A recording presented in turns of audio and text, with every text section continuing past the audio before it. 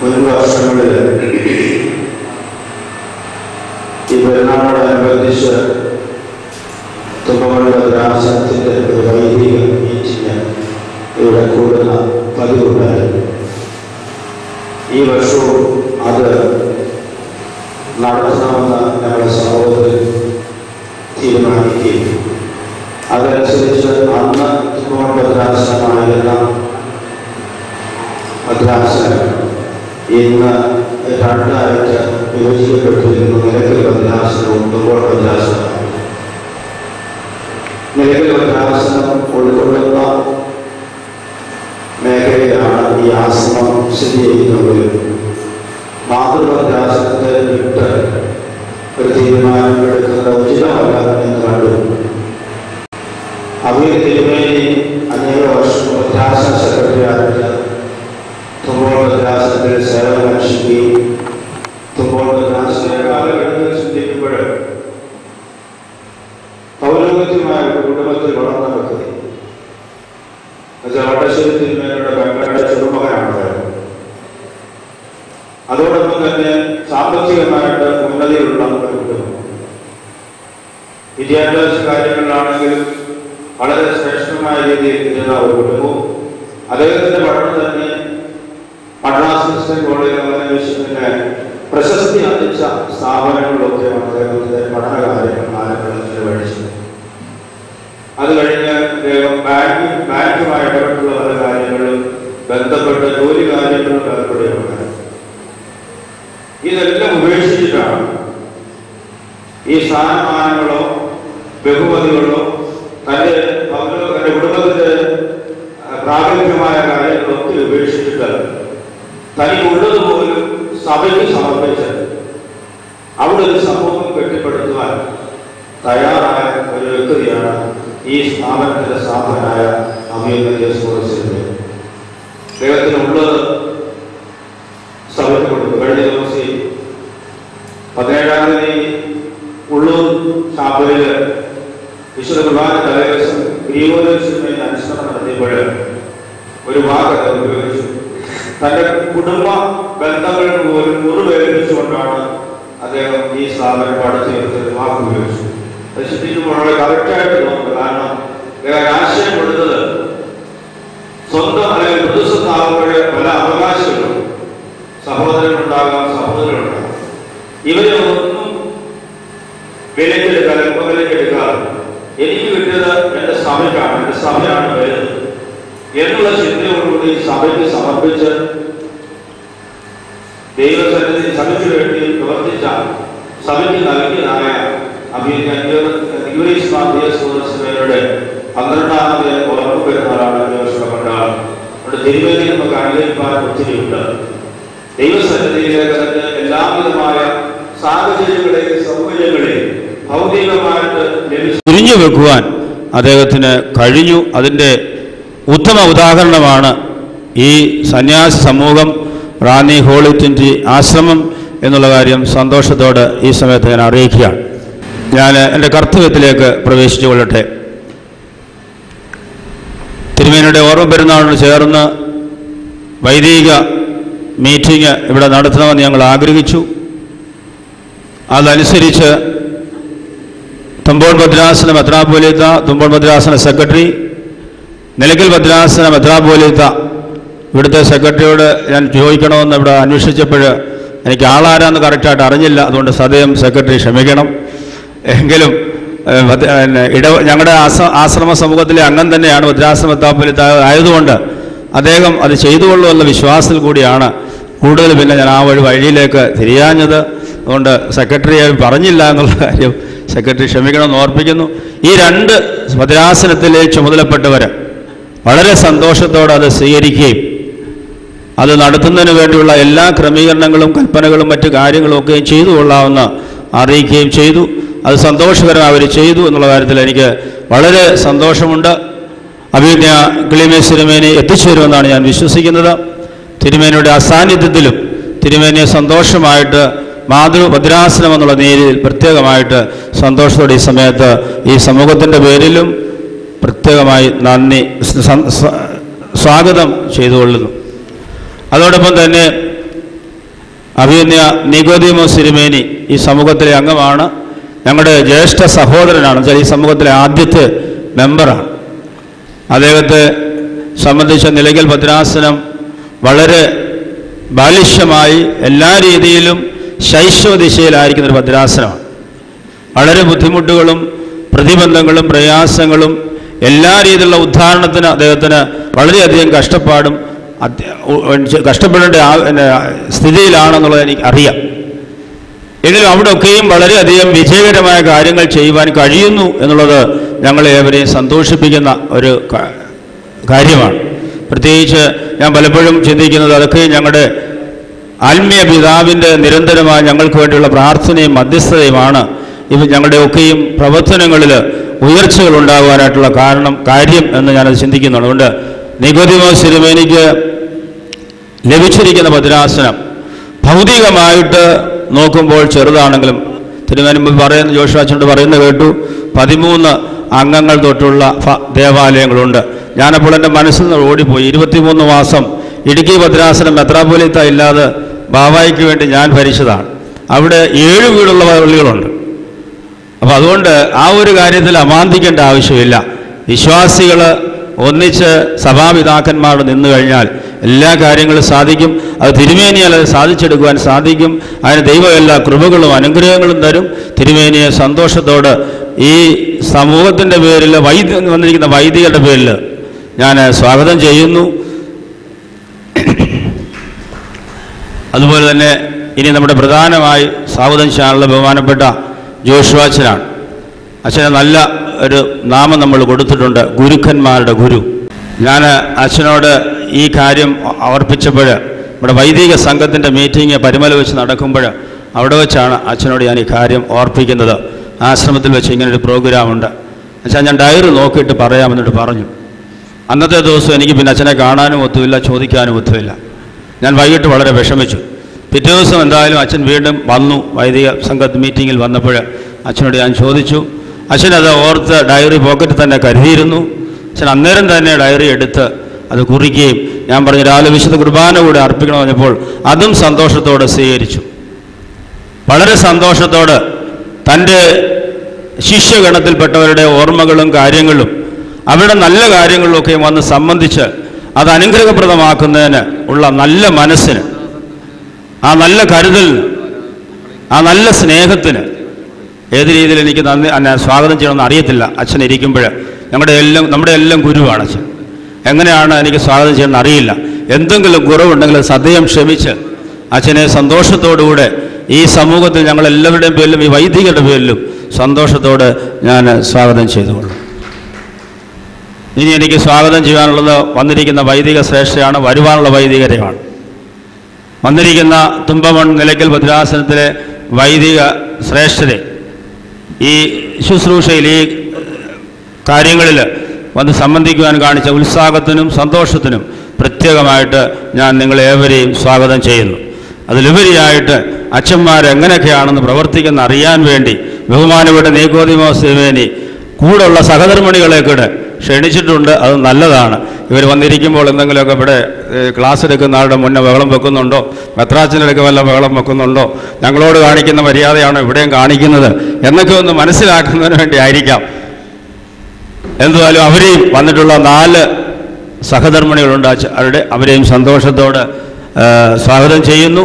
എല്ലാവരെയും ഒരു വാക്കിൽ സന്തോഷത്തോടെ സ്വാഗതിച്ചു. അതോടൊപ്പം തന്നെ ഈ നമ്മുടെ ക്ലാസ്സുകളും മറ്റും റെക്കോർഡ് ചെയ്യാൻ വന്നിരിക്കുന്ന ഗ്രിഗോറിയൻ TV പരിമലയിൽ നിന്നുള്ളത്, city TV Ranni Wilson studio, ഇവരോടൊക്കെയുള്ള പ്രത്യേകമായി ഇവരെയും സന്തോഷത്തോടെ ഞാൻ ഈ സമയത്ത് സ്വാഗതം ചെയ്യുന്നു. എല്ലാവരെയും ഒരു വാക്ക് കൂടി സന്തോഷത്തോടെ സ്വാഗതം ചെയ്തുകൊണ്ട് ഞാൻ എൻ്റെ കർത്തവ്യത്തിൽ നിന്ന് വിരമിക്കുകയും ചെയ്യുന്നു. ഒരു കാര്യം കൂടെ ഓർപ്പിച്ചുകൊള്ളട്ടെ. തിരുമേനിയുടെ പെരുന്നാൾ ഇന്നലെ 17-ാം തീയതി കൊടിയേറ്റൂടെ ആരംഭിച്ചു. 22, 23 പ്രധാനപ്പെട്ട ദിവസം. അതും ബഹുമാനപ്പെട്ട വൈദികർ ഇന്ന് വന്നതുകൊണ്ട് ഇനി ഒന്നുകൂടെ വരാതിരിക്കരുത് എന്ന് സദയം ഞാൻ താഴ്മയോടുകൂടെ നിങ്ങളെ വീണ്ടും അവിടത്തേക്ക് പെരുന്നാൾ ദിവസത്തേക്ക് സ്വാഗതം ചെയ്യുന്നു. നിങ്ങളുടെ സാന്നിധ്യം അന്നും ഉണ്ടാകണമേ എന്ന് ഞാൻ അപേക്ഷിക്കുകയും ചെയ്യുന്നു. കഴിഞ്ഞ 2 ശ്രേഷ്ഠരായ വൈദിക സഹോദരങ്ങൾ നമ്മളിൽ നിന്ന് വാങ്ങിപ്പോയി. ഒന്ന് റവൻ ഫാദർ തോമ, 2 വന്യനായ TG സ്റ്റീഫൻ കോർപ്പിസ്കോപ്പ അച്ഛൻ. ഈ 2 പേർക്കും വേണ്ടിയുള്ള അനുസ്മരണവും ആദരാഞ്ജലികളും അർപ്പിച്ചുകൊണ്ടുള്ള പ്രമേയം ഇവിടെ അവതരിപ്പിക്കുകയാണ്. 24/5/2011 ചൊവ്വാഴ്ച നിത്യതയിലേക്ക് വിളിച്ചു ചേർക്കപ്പെട്ട വന്യ തോമ കാശിശായ്ക്ക് ആദരാഞ്ജലികൾ നേരുന്നു. 88 വർഷക്കാലത്തെ പരദേശ പ്രയാണ കാലയളവിൽ ബഹുമാനപ്പെട്ട അച്ഛൻ ധന്യമായി ആചാര്യവേല നിർവഹിച്ചു. പട്ടാഴി കാൽവറി ആശ്രമ സ്ഥാപകൻ, സുറിയാനി ഭാഷാ പണ്ഡിതൻ, നിലയ്ക്കൽ പള്ളിയുടെ കുരിശ് കണ്ടെടുത്ത വൈദികൻ എന്ന നിലയിലെല്ലാം ബഹുമാനപ്പെട്ട അച്ഛൻ പ്രശസ്തനായിരുന്നു. ബഥനി ആശ്രമത്തിൽ നിന്ന് സന്യാസ ജീവിതം തുടങ്ങി ഉത്തരേന്ത്യയിൽ പ്രേക്ഷിത വേല നിർവഹിച്ച ശേഷം തുമ്പോൺ ഭദ്രാസനത്തിലെ വിവിധ ദേവാലയങ്ങളിൽ വികാരിയായും അസിസ്റ്റന്റ് വികാരിയായും സേവനം അനുഷ്ഠിച്ചു. ഗഗനതലങ്ങൾക്കും മനുജഗണനയ്ക്കും അപ്പുറമുള്ള നിത്യഭാഗ്യാവസ്ഥ വന്യ ആചാര്യശ്രേഷ്ഠന് ദൈവം നൽകട്ടെ എന്ന പ്രാർത്ഥനയോടെ വൈദിക സംഘത്തിന്റെ പ്രണാമം അർപ്പിക്കുന്നു. 28/6/2011 ചൊവ്വാഴ്ച നിത്യത്തിലേക്ക് വിളിച്ചു ചേർക്കപ്പെട്ട പത്തനംതിട്ട തെങ്ങുംതറയിൽ വെരി റവറൻ TG സ്റ്റീഫൻ കോർപ്പിസ്കോപ്പയ്ക്ക് ആദരാഞ്ജലികൾ അർപ്പിക്കുന്നു. തുമ്പോൺ ഭദ്രാസനത്തിലെ വിവിധ ദേവാലയങ്ങളിൽ സ്തുത്യർഹമായ സേവനം അനുഷ്ഠിച്ച വന്യ ആചാര്യശ്രേഷ്ഠൻ അവസാനം വരെ കർമ്മനിരതനായിരുന്നു. വന്യ കോർപ്പിസ്കോപ്പയുടെ ദേഹവിയോഗത്തിൽ വൈദിക സംഘത്തിന്റെ കണ്ണീർപ്പൂക്കൾ അർപ്പിക്കുന്നു. ദുഃഖിതരായ കൊച്ചുമ്മയ്ക്കും മക്കൾക്കും പ്രിയപ്പെട്ട ഏവർക്കും ദൈവം പ്രതീക്ഷയും പ്രത്യാശയും പ്രദാനം ചെയ്യട്ടെ എന്ന് പ്രാർത്ഥിക്കുന്നു.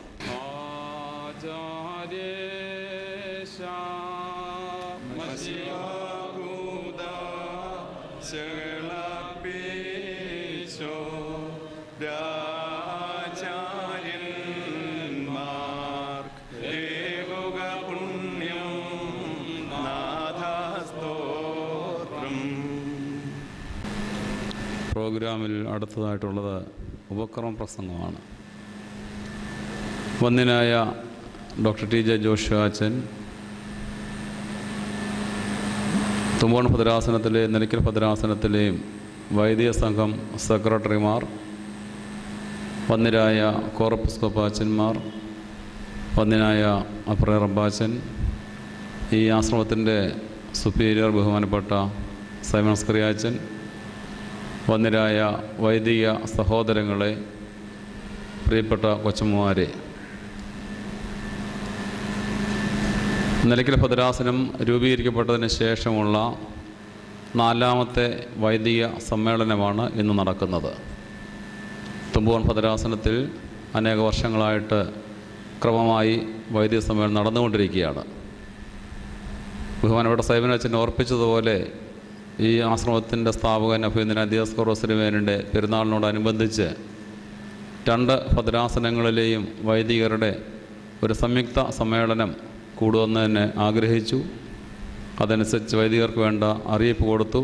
ഇത്രയും വൈദികർ വന്നു ചേർന്നതിന് പ്രത്യേക സന്തോഷം ഈ അവസരത്തിൽ അറിയിക്കുന്നു. എന്നാൽ ഇനിയും കൂടുതൽ വൈദികരെ വന്നെത്താനായിട്ടുണ്ട്. വന്യനായ TJ ജോഷുവ അച്ഛൻ ഇന്ന് രാവിലെ ഇവിടെ വിശുദ്ധ കുർബാന അർപ്പിച്ചു. അഭിനന്ദനായ ദിയോസ്കോറോസ് തിരുമേനി എന്ന് പറയുന്നത് വന്യനായ TJ ജോഷുവ അച്ഛൻ്റെ ശിഷ്യൻ കൂടിയാണ്. ബഹുമാനപ്പെട്ട അച്ഛൻ അതിരാവിലെ തന്നെ എത്തി വിശുദ്ധ കുർബാന അർപ്പിച്ചു. കവറിങ്കിൽ ധൂപാർപ്പണം നിർവഹിച്ചു. ഇന്നത്തെ നമ്മുടെ ക്ലാസ് എടുക്കുന്നത് വന്യനായ ജോഷുവ അച്ഛനാണ്. അച്ഛൻ്റെ ക്ലാസ്സുകൾ കേൾക്കുന്നതിനും സംശയ നിവാരണം നടത്തുന്നതിനുള്ള സമയം 12 മണി വരെയുണ്ട്. 10 മണിക്ക് തന്നെ ക്ലാസ് ആരംഭിക്കേണ്ടതാണ്. സമയം അരമണിക്കൂറോളം വൈകിയത് കൊണ്ട് ദീർഘമായ ഉപക്രമ പ്രസംഗത്തിനായിട്ട് സമയം എടുക്കുന്നില്ല. വന്യരായ വൈദികർ എന്ന് പറയുന്നത് ദൈവ വിളി ലഭിച്ചവരാണ് നാം എല്ലാവരും എന്നുള്ള ബോധ്യം നമുക്കുണ്ട്. മറ്റ് പല തൊഴിലുകളും തിരഞ്ഞെടുക്കുന്നത് പോലെ അല്ല വൈദിക ശുശ്രൂഷ എന്ന് പറയുന്നത്.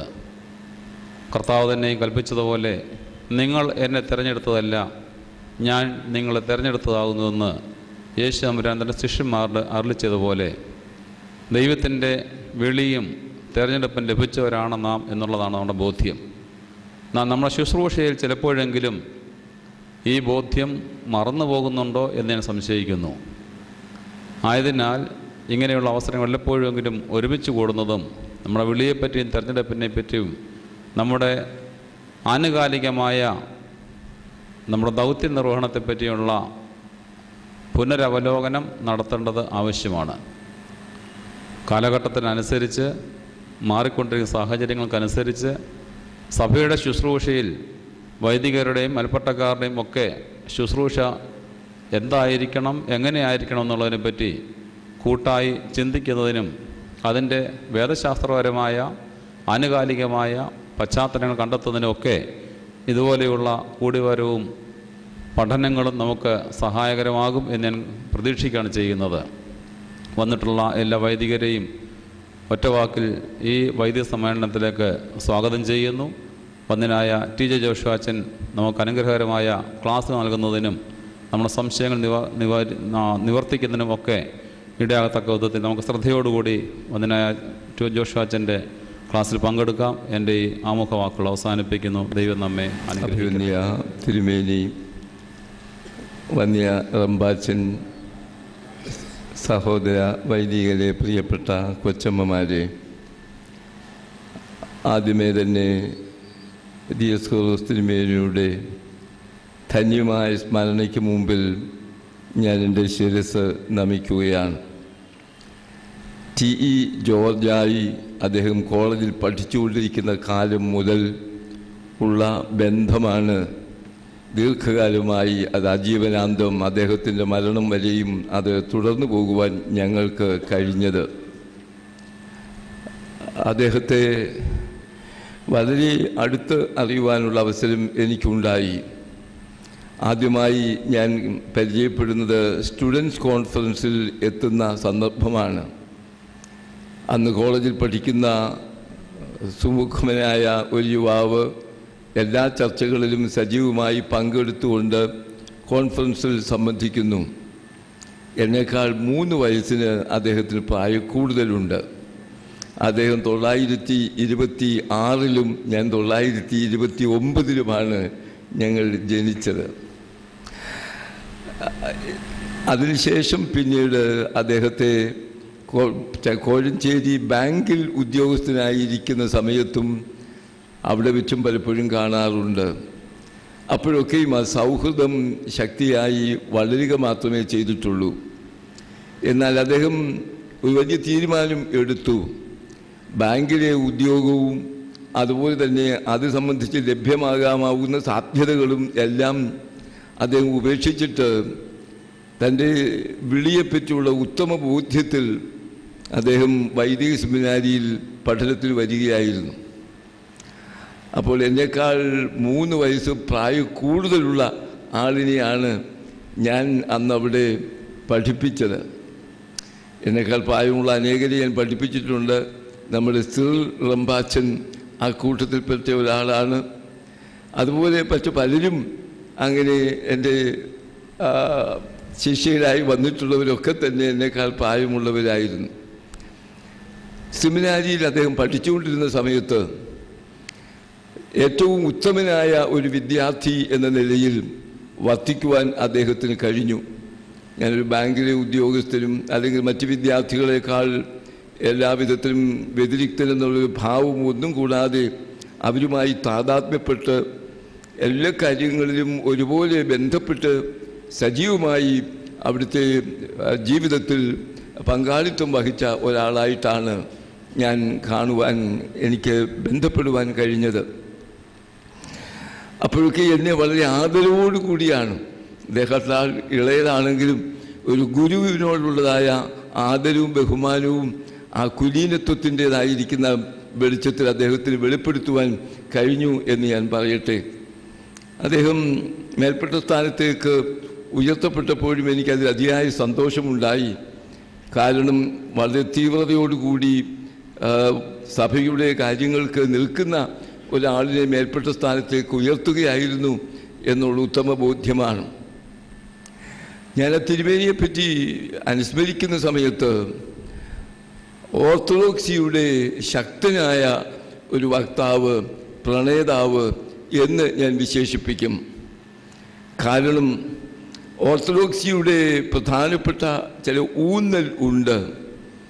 ഒന്ന്, തൃത്വത്തിൽ ഉള്ളതായ ആ ഒരു പ്രത്യേക ശക്തീകരണം എല്ലാ ഉപദേശത്തിലും അടിസ്ഥാന വിശ്വാസത്തിലും വേദശാസ്ത്ര സിദ്ധാന്തത്തിലും കൗദാശിക അനുഷ്ഠാനങ്ങളിലും ഒക്കെ തന്നെ ഇത് പൗരസ്ത്യ ഓർത്തഡോക്സ് സഭകൾക്കെല്ലാം പ്രത്യേകിച്ച് അതിൻ്റെ ഒരു സവിശേഷതയായി പറയാവുന്നതാണ് emphasis on the doctrine of the Trinity എന്നുള്ളത്.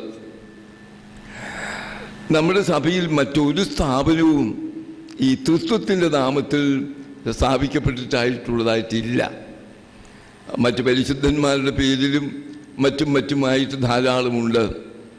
എന്നാൽ ഈ ഒരു ദർശനം, അതായത് തൃത്വത്തിൻ്റെ ആ ഒരു പ്രാധാന്യം സഭാജീവിതത്തിലും നമ്മുടെ ചിന്തയിലും വേദശാസ്ത്രത്തിലും ആത്മീയതയിലും പ്രതിഫലിക്കുവാൻ തക്കവണ്ണം അദ്ദേഹത്തിന് താല്പര്യം ഉണ്ടായിരുന്നത് കൊണ്ടാണ് ഈ ആശ്രമത്തെ ആ വിധത്തിൽ അദ്ദേഹം തൃത്വത്തിൻ്റെ നാമത്തിലുള്ളൊരു സ്ഥാപനമായിട്ട് അദ്ദേഹം ആക്കിയത്.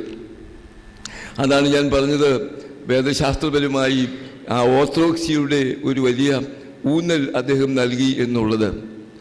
രണ്ടാമത്, ഓർത്തഡോക്സ് പാരമ്പര്യത്തിൽ ആശ്രമങ്ങൾക്ക് വലുതായ ഒരു സ്ഥാനമുണ്ട്. നമ്മുടെ ആരാധനക്രമം രൂപപ്പെട്ടത് നിങ്ങൾക്കറിയാം, ആ ആശ്രമങ്ങളിൽ നിന്നാണ്. നമ്മുടെ ആധ്യാത്മികതയുടെ ജീവിത ശൈലി രൂപപ്പെട്ടത് ആശ്രമങ്ങളിൽ നിന്നാണ്. ഇന്നും പ്രത്യേകിച്ച് കോപ്റ്റിക് ഓർത്തഡോക്സ് സഭയിലും റഷ്യൻ ഓർത്തഡോക്സ് സഭയിലും മറ്റുമൊക്കെ തന്നെ ചെന്ന് നോക്കുന്നവർക്ക്, സന്ദർശിക്കുന്നവർക്കറിയാം ആ സഭയുടെ ജീവൻ്റെ തുടിപ്പ് എവിടുന്ന, സ്പന്ദനം എവിടെ നിന്നാണ് ഉണ്ടാവുന്നത് എന്ന് ചോദിച്ചാൽ ആശ്രമങ്ങളിൽ നിന്നാണ്. ആ ഒരു ഉൾക്കാഴ്ച അദ്ദേഹത്തിന് ലഭിച്ചത് കൊണ്ടാണ് ഒരു ആശ്രമം നിശ്ചയമായിട്ടും ഉണ്ടാകണം എന്ന് താല്പര്യപ്പെടുകയും ഉത്തമരായ വൈദികർ, ആ സന്യാസികൾ മാതൃകയായി എല്ലാവിധത്തിലും പ്രാർത്ഥനാ ജീവിതത്തിലും സഭയുടെ കാര്യങ്ങളിലൊക്കെയും സജീവമായി പങ്കാളിത്തം വഹിക്കുന്ന ഒരു സമൂഹത്തെ സൃഷ്ടിക്കുവാൻ അദ്ദേഹം ശ്രദ്ധിച്ചത്. ഇത് ഓർത്തഡോക്സ് പാരമ്പര്യത്തിൽ നിന്ന് ഊറിത്തെളിഞ്ഞു വന്ന ഒരു ആശയമാണ് ഈ ആശ്രമത്തിനെ പറ്റിയുള്ളതായ അദ്ദേഹത്തിൻ്റെ എന്ന് പറയുന്നു. എങ്കിൽ ആശ്രമത്തോടുള്ള, ഓർത്തഡോക്സിയോടുള്ള അദ്ദേഹത്തിൻ്റെ ആ ഒരു തീവ്രമായ നിലപാടാണ് കാത്തോലിക്കേറ്റിൻ്റെ ഒരു വലിയ വക്താവായിട്ട് അദ്ദേഹത്തെ ആക്കി തീർത്തത്. പൗരസ്ത്യ ഓർത്തഡോക്സ് സഭകളെല്ലാം തന്നെ ഓട്ടോസെഫലസ് ആണ്, സ്വയം ശീർഷകത്വമുള്ള, സ്വയം ഭരണം ഒന്നിൻ്റെ കീഴിൽ ആയിട്ടല്ല സ്വതന്ത്രമായ സഭകളാണ്.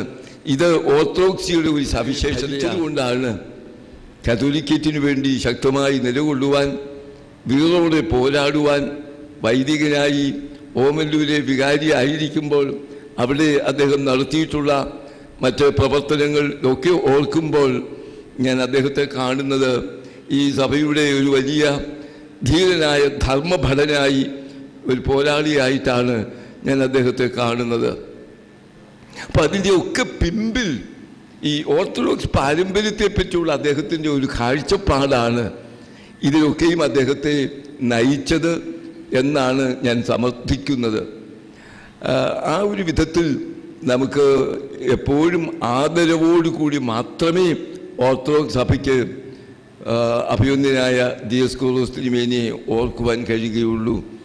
അവസാന കാലത്ത് വളരെ ശാരീരികമായ അവശതയൊക്കെയും അനുഭവിച്ച് പ്രയാസപ്പെട്ടൊക്കെ അദ്ദേഹം കഴിയുന്ന സമയത്ത് പോലും ഇടവകകൾ സന്ദർശിക്കുന്നതിനും കെട്ടിപ്പടുക്കുന്നതിനും ഒക്കെ ആയിട്ട് അദ്ദേഹത്തിൻ്റെ ആ ശ്രമം ഒന്നുമില്ലായിരുന്നിടത്ത് നമുക്ക് തിരുവനന്തപുരത്ത് ഒരു ആസ്ഥാനം ഉണ്ടാക്കുവാൻ മലങ്കര മെത്രാപ്പോലീത്തായുടെ വലിയ ധിഷണാശാലികളുടെ കാലത്ത് പോലും സാധ്യമല്ലാതിരുന്ന ഒന്ന്, അവിടെ പള്ളി മാത്രമേ പണിയാൻ പറ്റുകയുള്ളൂ.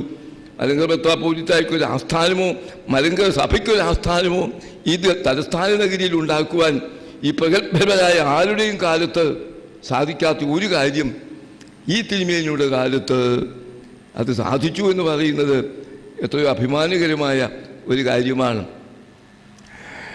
ഉള്ളൂർ അതിൻ്റെ മുമ്പിൽ കൂടി പലപ്പോഴും ഞാൻ പോകാറുള്ള മുമ്പ് ആശുപത്രിയിൽ അതുവഴിയാണ് പോയിക്കൊണ്ടിരുന്നത്. ഇപ്പോൾ വേറെ സ്ഥലത്ത് അതുവഴി പോകുന്നുണ്ട്. ഇടയ്ക്കിടയ്ക്ക് പോകുന്ന സമയത്തൊക്കെ അത് കാണുമ്പോൾ തികഞ്ഞ ഒരു അഭിമാനമുണ്ട്. അത് വളരെ ദീർഘദൃഷ്ടിയോടുകൂടി സാമ്പത്തിക വരുമാനവും അത് ഉറപ്പാക്കിക്കൊണ്ട് അതിനൊക്കെയുള്ള ക്രമീകരണം സംവിധാനം ചെയ്ത് നമുക്കൊരു ആസ്ഥാനം പണിയുവാൻ അവിടെ ഉണ്ടാക്കുവാൻ കഴിഞ്ഞു. ഇതൊക്കെ തന്നെ തിരുമേനിയുടെ ആ ഉൾക്കാഴ്ച എത്ര വലുതായിരുന്നു എന്ന ത്യാഗം അനുഷ്ഠിച്ച് വളരെ കഷ്ടപ്പെട്ട് വളരെ ദീർഘദൃഷ്ടിയോടുകൂടി അദ്ദേഹം എല്ലാ കാര്യങ്ങളും ചെയ്തു. ആ തിരുമേനിയെ ആദരവോടുകൂടി മാത്രമേ ഓർക്കുവാനൊക്കെയുള്ളൂ. അത് തുമ്പവൻകാരനായതുകൊണ്ട് തുമ്പവൻകാർക്ക് മാത്രമല്ല, അല്ലെങ്കിൽ നിലയ്ക്കൽ ഈ റാന്നി കേന്ദ്രീകൃതമായി ഇവിടെ അദ്ദേഹം കബറിറങ്ങിയിരിക്കൊണ്ട് ഇവിടുത്തുകാർക്ക് മാത്രമല്ല, മലങ്കര സഭ മുഴുവനും അദ്ദേഹത്തോട് വളരെ കടപ്പെട്ടിരിക്കുന്നു. അദ്ദേഹത്തിൻ്റെ മലങ്കര സഭയ്ക്ക് വേണ്ടിയുള്ള നിസ്തുലമായ സംഭാവനകൾ, അദ്ദേഹം ചെയ്തിട്ടുള്ള സേവനങ്ങൾ അത്രമാത്രം വലുതാണ്. അതൊക്കെയും ഓർത്ത് ആ വലിയ നേട്ടങ്ങളുടെ മുമ്പിൽ അഭിനന്ദനം അർപ്പിച്ചുകൊണ്ട് ആ ഉന്നതനായ വ്യക്തിയുടെ പാവന സ്മരണയ്ക്ക് മുമ്പിൽ ഞാൻ എൻ്റെ ശിരസ് നമിക്കുകയാണ് ചെയ്യുന്നത്. വളരെ സന്തോഷം തോന്നി.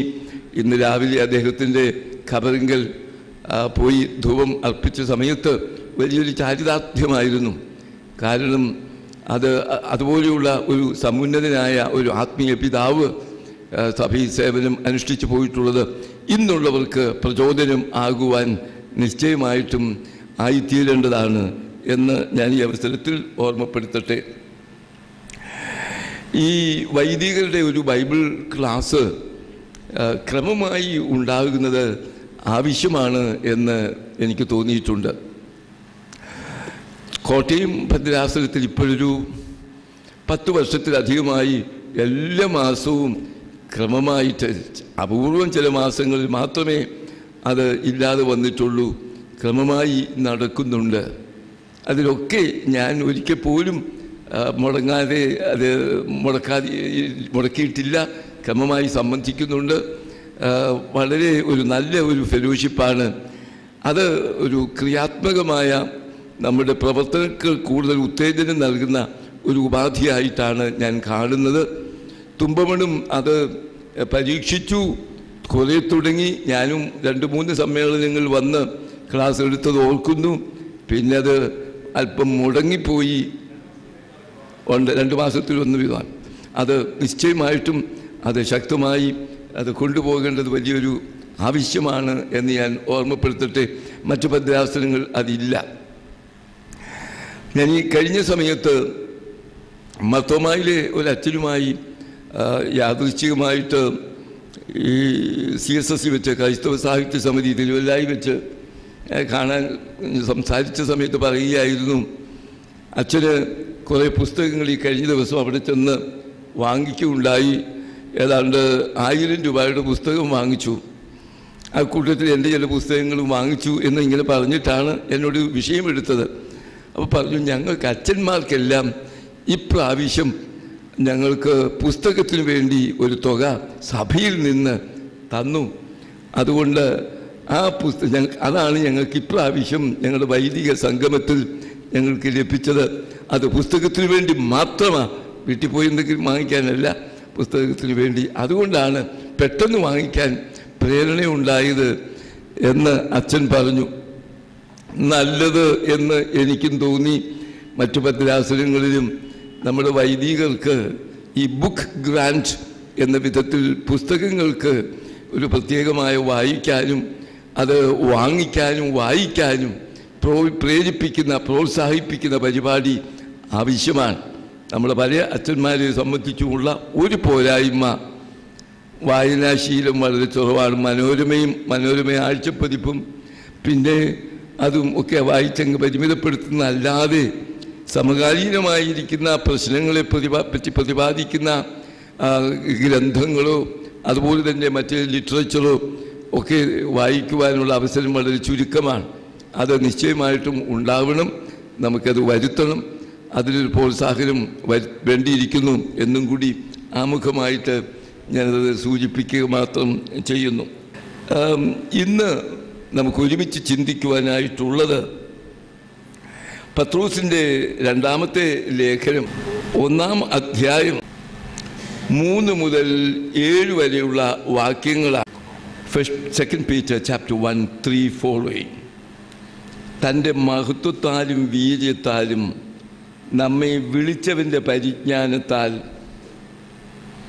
അവൻ്റെ ദിവ്യശക്തി ജീവനും ഭക്തിക്കും വേണ്ടിയതൊക്കെയും നമുക്ക് ദാനം ചെയ്തിരിക്കുന്നുവല്ലോ.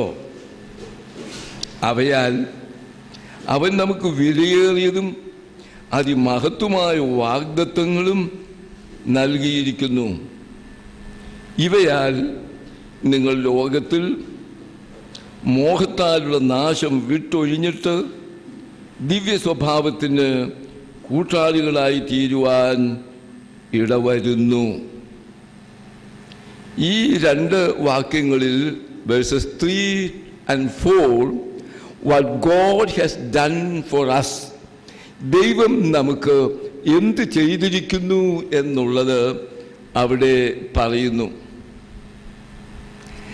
അതിനുശേഷം ഉള്ളത് 5 മുതൽ 7 വരെയുള്ള വാക്യങ്ങളിൽ നാം കാണുന്നത് അതിൽ എങ്ങനെ നമ്മൾ പ്രതികരിക്കണം എന്നുള്ളതാണ്. How should we respond to what God has done for us. ദൈവം നമുക്ക് ചെയ്തിട്ടുള്ളതിനെ നമുക്കൊന്ന് പഠിക്കണം, മനസ്സിലാക്കണം. And what should be our response to it, അത് നമ്മുടെ പ്രതികരണം എന്തായിരിക്കണം എന്നാണ് ഇനി വായിക്കുന്നത്. കേൾക്കുക നമ്മുടെ പ്രതികരണം. അതുനിമിത്തം തന്നെ നിങ്ങൾ സകല ഉത്സാഹവും കഴിച്ച് നിങ്ങളുടെ വിശ്വാസത്തോട് വീര്യവും, വീര്യത്തോട് പരിജ്ഞാനവും, പരിജ്ഞാനത്തോട് ഇന്ദ്രിയജയവും, ഇന്ദ്രിയജയത്തോട് സ്ഥിരതയും, സ്ഥിരതയോട് ഭക്തിയും, ഭക്തിയോട് സഹോദരപ്രീതിയും, സഹോദരപ്രീതിയോട് സ്നേഹവും കൂട്ടിക്കൊള്ളുവീൻ. അത്ര പരിചയമുള്ളൊരു വേദഭാഗമായിരിക്കാൻ ഇടയില്ല. എങ്കിലും നമുക്കിതൊന്ന് അപഗ്രഥനം ചെയ്ത് പഠിക്കുവാനായിട്ടുള്ള ഒരു ശ്രമമാണ് ഞാനിവിടെ നടത്തുന്നത്. പത്രോസിൻ്റെ ഈ 2-ാമത്തെ ലേഖനത്തിൻ്റെ പശ്ചാത്തലം ജ്ഞാനവാദം എന്ന് പറയുന്ന വേദവിപരീതം രൂക്ഷമായി സഭാന്തരീക്ഷത്തെ കലുഷിതമാക്കിയ സാഹചര്യമാണ്. ജ്ഞാനവാദത്തെപ്പറ്റി സെമിനാരി പഠിച്ച സമയത്തും അല്ലാതെയും നിങ്ങൾ വായിച്ചറിഞ്ഞിട്ടുള്ളത് കൊണ്ട് ഞാൻ അതിനെപ്പറ്റി പ്രതിപാദിക്കുവാനല്ല. എങ്കിലും 1, 2, 3 നൂറ്റാണ്ടുകളിൽ ക്രിസ്തീയ വിശ്വാസത്തെ വളരെ ഉലച്ച, ക്രിസ്തീയ വിശ്വാസത്തെ വളരെ അധികം പ്രതിരോധിച്ച് തകർക്കുവാൻ തക്കവണ്ണം ആഞ്ഞടിച്ച ഒരു കൊടുങ്കാറ്റായിരുന്നു ഈ ജ്ഞാനവാദം എന്നുള്ളത്. അപ്പോൾ ആ ജ്ഞാനവാദത്തെ ഖണ്ഡിച്ചുകൊണ്ട് യേശുക്രിസ്തുവിൽ കൂടിയുള്ള രക്ഷ എന്ത് എന്ന് വെളിപ്പെടുത്തുവാൻ തക്കവണ്ണം ഉള്ള ഒരു ശ്രമമാണ് ഈ ലേഖനത്തിൽ നടത്തുന്നത്. എന്ന് മാത്രമല്ല, ഈ ജ്ഞാനവാദത്തിൻ്റെ ഒരു തത്വം മാറ്റർ ഈസ് ഈവിൾ. അതുകൊണ്ട് ഈ പ്രപഞ്ചത്തെ സൃഷ്ടിച്ചത് ദൈവമല്ല എന്നുള്ളത്. മറ്റൊന്ന്, ശരീരവും ആത്മാവും രണ്ടും രണ്ടായതുകൊണ്ട് what you do with your body does not affect your spirit. ശരീരം കൊണ്ട് എന്ത് ചെയ്താലും ആത്മാവിനെ അത് ബാധിക്കുന്നില്ല എന്നുള്ളത് കൊണ്ട് ദുർവൃത്തിയിലേക്കോ അതുപോലെ തന്നെ ദുഷ്പ്രവൃത്തിയിലേക്കോ പോകുന്നതിന് ഒരു പ്രേരണയും കൂടിയായിരുന്നു അന്നത്തെ ഈ സിദ്ധാന്തം. ഇങ്ങനെയുള്ള സാഹചര്യത്തിലാണ് ഈ കത്ത് അപ്പോസ്തലൻ എഴുതുന്നത്. ഇന്നും വേദവിപരീതങ്ങൾ ഓരോ വിധത്തിൽ പ്രത്യക്ഷപ്പെട്ട് നമ്മുടെ സഭാമക്കളെ പിടിച്ചു വലിച്ചുകൊണ്ടിരിക്കുകയാണ്. ഓരോ ഇടവകയിലെയും ഒരു സെൻസസ് എടുക്കാമെങ്കിൽ കഴിഞ്ഞ 10 വർഷത്തിനുള്ളിൽ നിങ്ങൾ നടത്തുന്ന ഇടവകയിൽ നിന്ന് എത്ര പേര് കൊഴിഞ്ഞു പോയിട്ടുണ്ട് എന്ന് നിങ്ങൾക്ക് ബോധ്യമാകും. വളരെ വ്യാപകമായി ഈ പറയുന്ന വിപരീത ഉപദേശങ്ങളുടെ സ്വാധീനവും നുഴഞ്ഞുകയറ്റവും നമ്മുടെ സഭാമക്കളിലേക്ക് കടന്നു വരുന്നുണ്ട്. പോകട്ടെ, ഈ ഭാഗത്ത് നാം കേട്ടത് what God has done to us, ദൈവം നമുക്ക് എന്ത് ചെയ്തിരിക്കുന്നു എന്നുള്ളത് നാം ആദ്യമേ ഒന്ന് കേൾക്കാം. ഇവിടെ 5 കാര്യങ്ങൾ ദൈവം ചെയ്തിരിക്കുന്നതായിട്ടാണ് ഞാൻ മനസ്സിലാക്കുന്നത്. 5 കാര്യങ്ങൾ എന്തൊക്കെയെന്ന് നിങ്ങൾ കണ്ടുപിടിക്കുക. 1, അവൻ നമ്മെ വിളിച്ചു. അതാണ് ഒന്നാമതായിട്ട് അവിടെ പറയുന്നത്. എൻ്റെ മഹത്വത്താലും വീര്യത്താലും നമ്മെ വിളിച്ചവൻ. അപ്പോൾ നമ്മെ വിളിച്ചു എന്നുള്ളത് ഒരു വലിയ പ്രധാനപ്പെട്ട കാര്യമാണ്. വിളിയും തിരഞ്ഞെടുപ്പും എന്നുള്ളത് പഴയ നിയമത്തിലും പുതിയ നിയമത്തിലും സുപ്രധാനമായൊരു വിഷയമാണ് ഈ വിളിയും തിരഞ്ഞെടുപ്പും എന്ന് ഉള്ളത്. ഇസ്രായേലിനെ ദൈവം വിളിച്ചു, അതിൽ നിന്ന് തിരഞ്ഞെടുത്തു, ഒരു ജാതിയാക്കി തീർത്തു. വ്യക്തികളെ ദൈവം പ്രത്യേകമായി വിളിക്കുന്നു. ഇതെല്ലാം ഈ വിളി എന്നുള്ളത് പഴയ നിയമത്തിൽ പ്രധാനപ്പെട്ട ഒരു വിഷയമാണ്. ഇത് തന്നെയാണ് പുതിയ നിയമത്തിലും നമുക്ക് കാണാമാവുന്ന ഒന്ന്. 1-ാം അധ്യായം 10-ാമത്തെ വാക്യം നമ്മൾ നോക്കിയാട്ടെ. 1:10 2 പീറ്റർ, നിങ്ങളുടെ വിളിയും തിരഞ്ഞെടുപ്പും ഉറപ്പാക്കുവാൻ അധികം ശ്രമിപ്പീൻ. വളരെ പ്രധാനപ്പെട്ട വാക്യമാണ്. നിങ്ങളുടെ വിളിയും തിരഞ്ഞെടുപ്പും ഉറപ്പാക്കുവാൻ. അത് ഉറപ്പില്ലാതെ വരുമ്പോഴാണ് പ്രശ്നങ്ങളൊക്കെ വരുന്നത്. അതുകൊണ്ട് ഈ ഒരു കാര്യം നാം പ്രത്യേകമായി ചിന്തിക്കേണ്ടതാണ്. നമ്മുടെ അർഹതയോ യോഗ്യതയോ ഒന്നും നമ്മെ വിളിച്ചതിനോ തിരഞ്ഞെടുത്തതിനോ മാനദണ്ഡമായിട്ടില്ല എന്ന് നാം ഇവിടെ ഓർക്കുവാനുണ്ട്. പിന്നെ എന്താ ഉള്ളത്? By the sheer grace of God, ദൈവത്തിൻ്റെ കൃപാതിരേകം ഒന്ന് മാത്രമാണ് നമ്മെ വിളിക്കുവാൻ, നമ്മെ തിരഞ്ഞെടുക്കുവാൻ ഇടയായത്. ഞാൻ എന്നെ തന്നെ ഓർക്കുമ്പോൾ ചിലപ്പോൾ വളരെ അധികം പ്രയാസപ്പെടുന്ന സാഹചര്യങ്ങളുണ്ട്. ദൈവം ഇത്രയധികമായി കൃപ ചെയ്തല്ലോ എന്ന് യാതൊരു യോഗ്യതയും പരിഗണിക്കുവാൻ നമുക്കില്ലാതിരിക്കുമ്പോൾ ദൈവത്തിൻ്റെ വലിയ കൃപയാണ് നമ്മെ വിളിച്ച് തിരഞ്ഞെടുത്തിരിക്കുന്നത് എന്ന് നാം ഓർക്കണം. ഇത് പറയുമ്പോൾ പത്രോസിൻ്റെ മനസ്സിൽ ഇത് എഴുതുന്ന അവസരത്തിൽ ഈ വിളിയെപ്പറ്റി ഒരു ചിന്ത അദ്ദേഹത്തിൽ ഉണ്ടായി കാണും. ഗലീല തടാകത്തിൻ്റെ തീരത്ത് അദ്ദേഹം മീൻപിടുത്തത്തിൽ ആയിരിക്കുന്ന ഘട്ടത്തിലാണ് യേശുതമ്പുരാൻ വിളിക്കുന്നത്. ആ വിളി കേട്ട് ഉടനെ അദ്ദേഹം പുറപ്പെടുകയായിരുന്നു. ഞാൻ ചോദിക്കട്ടെ, അദ്ദേഹത്തെ വിളിച്ചപ്പോൾ പത്രോസ് വിവാഹിതനായിരുന്നുവോ അല്ലയോ? സംശയമൊന്നുമില്ല, ആയിരുന്നു. അതുകൊണ്ടാണ് അമ്മായിയമ്മയെ സുഖപ്പെടുത്താനായിട്ട് കൊണ്ടുപോവുകയൊക്കെ ചെയ്തത്. വിളിച്ചു കഴിഞ്ഞതിന് ശേഷം പിന്നെ പോയി കല്യാണം കഴിക്കാനൊന്നും പോയില്ല. He was married when he was called.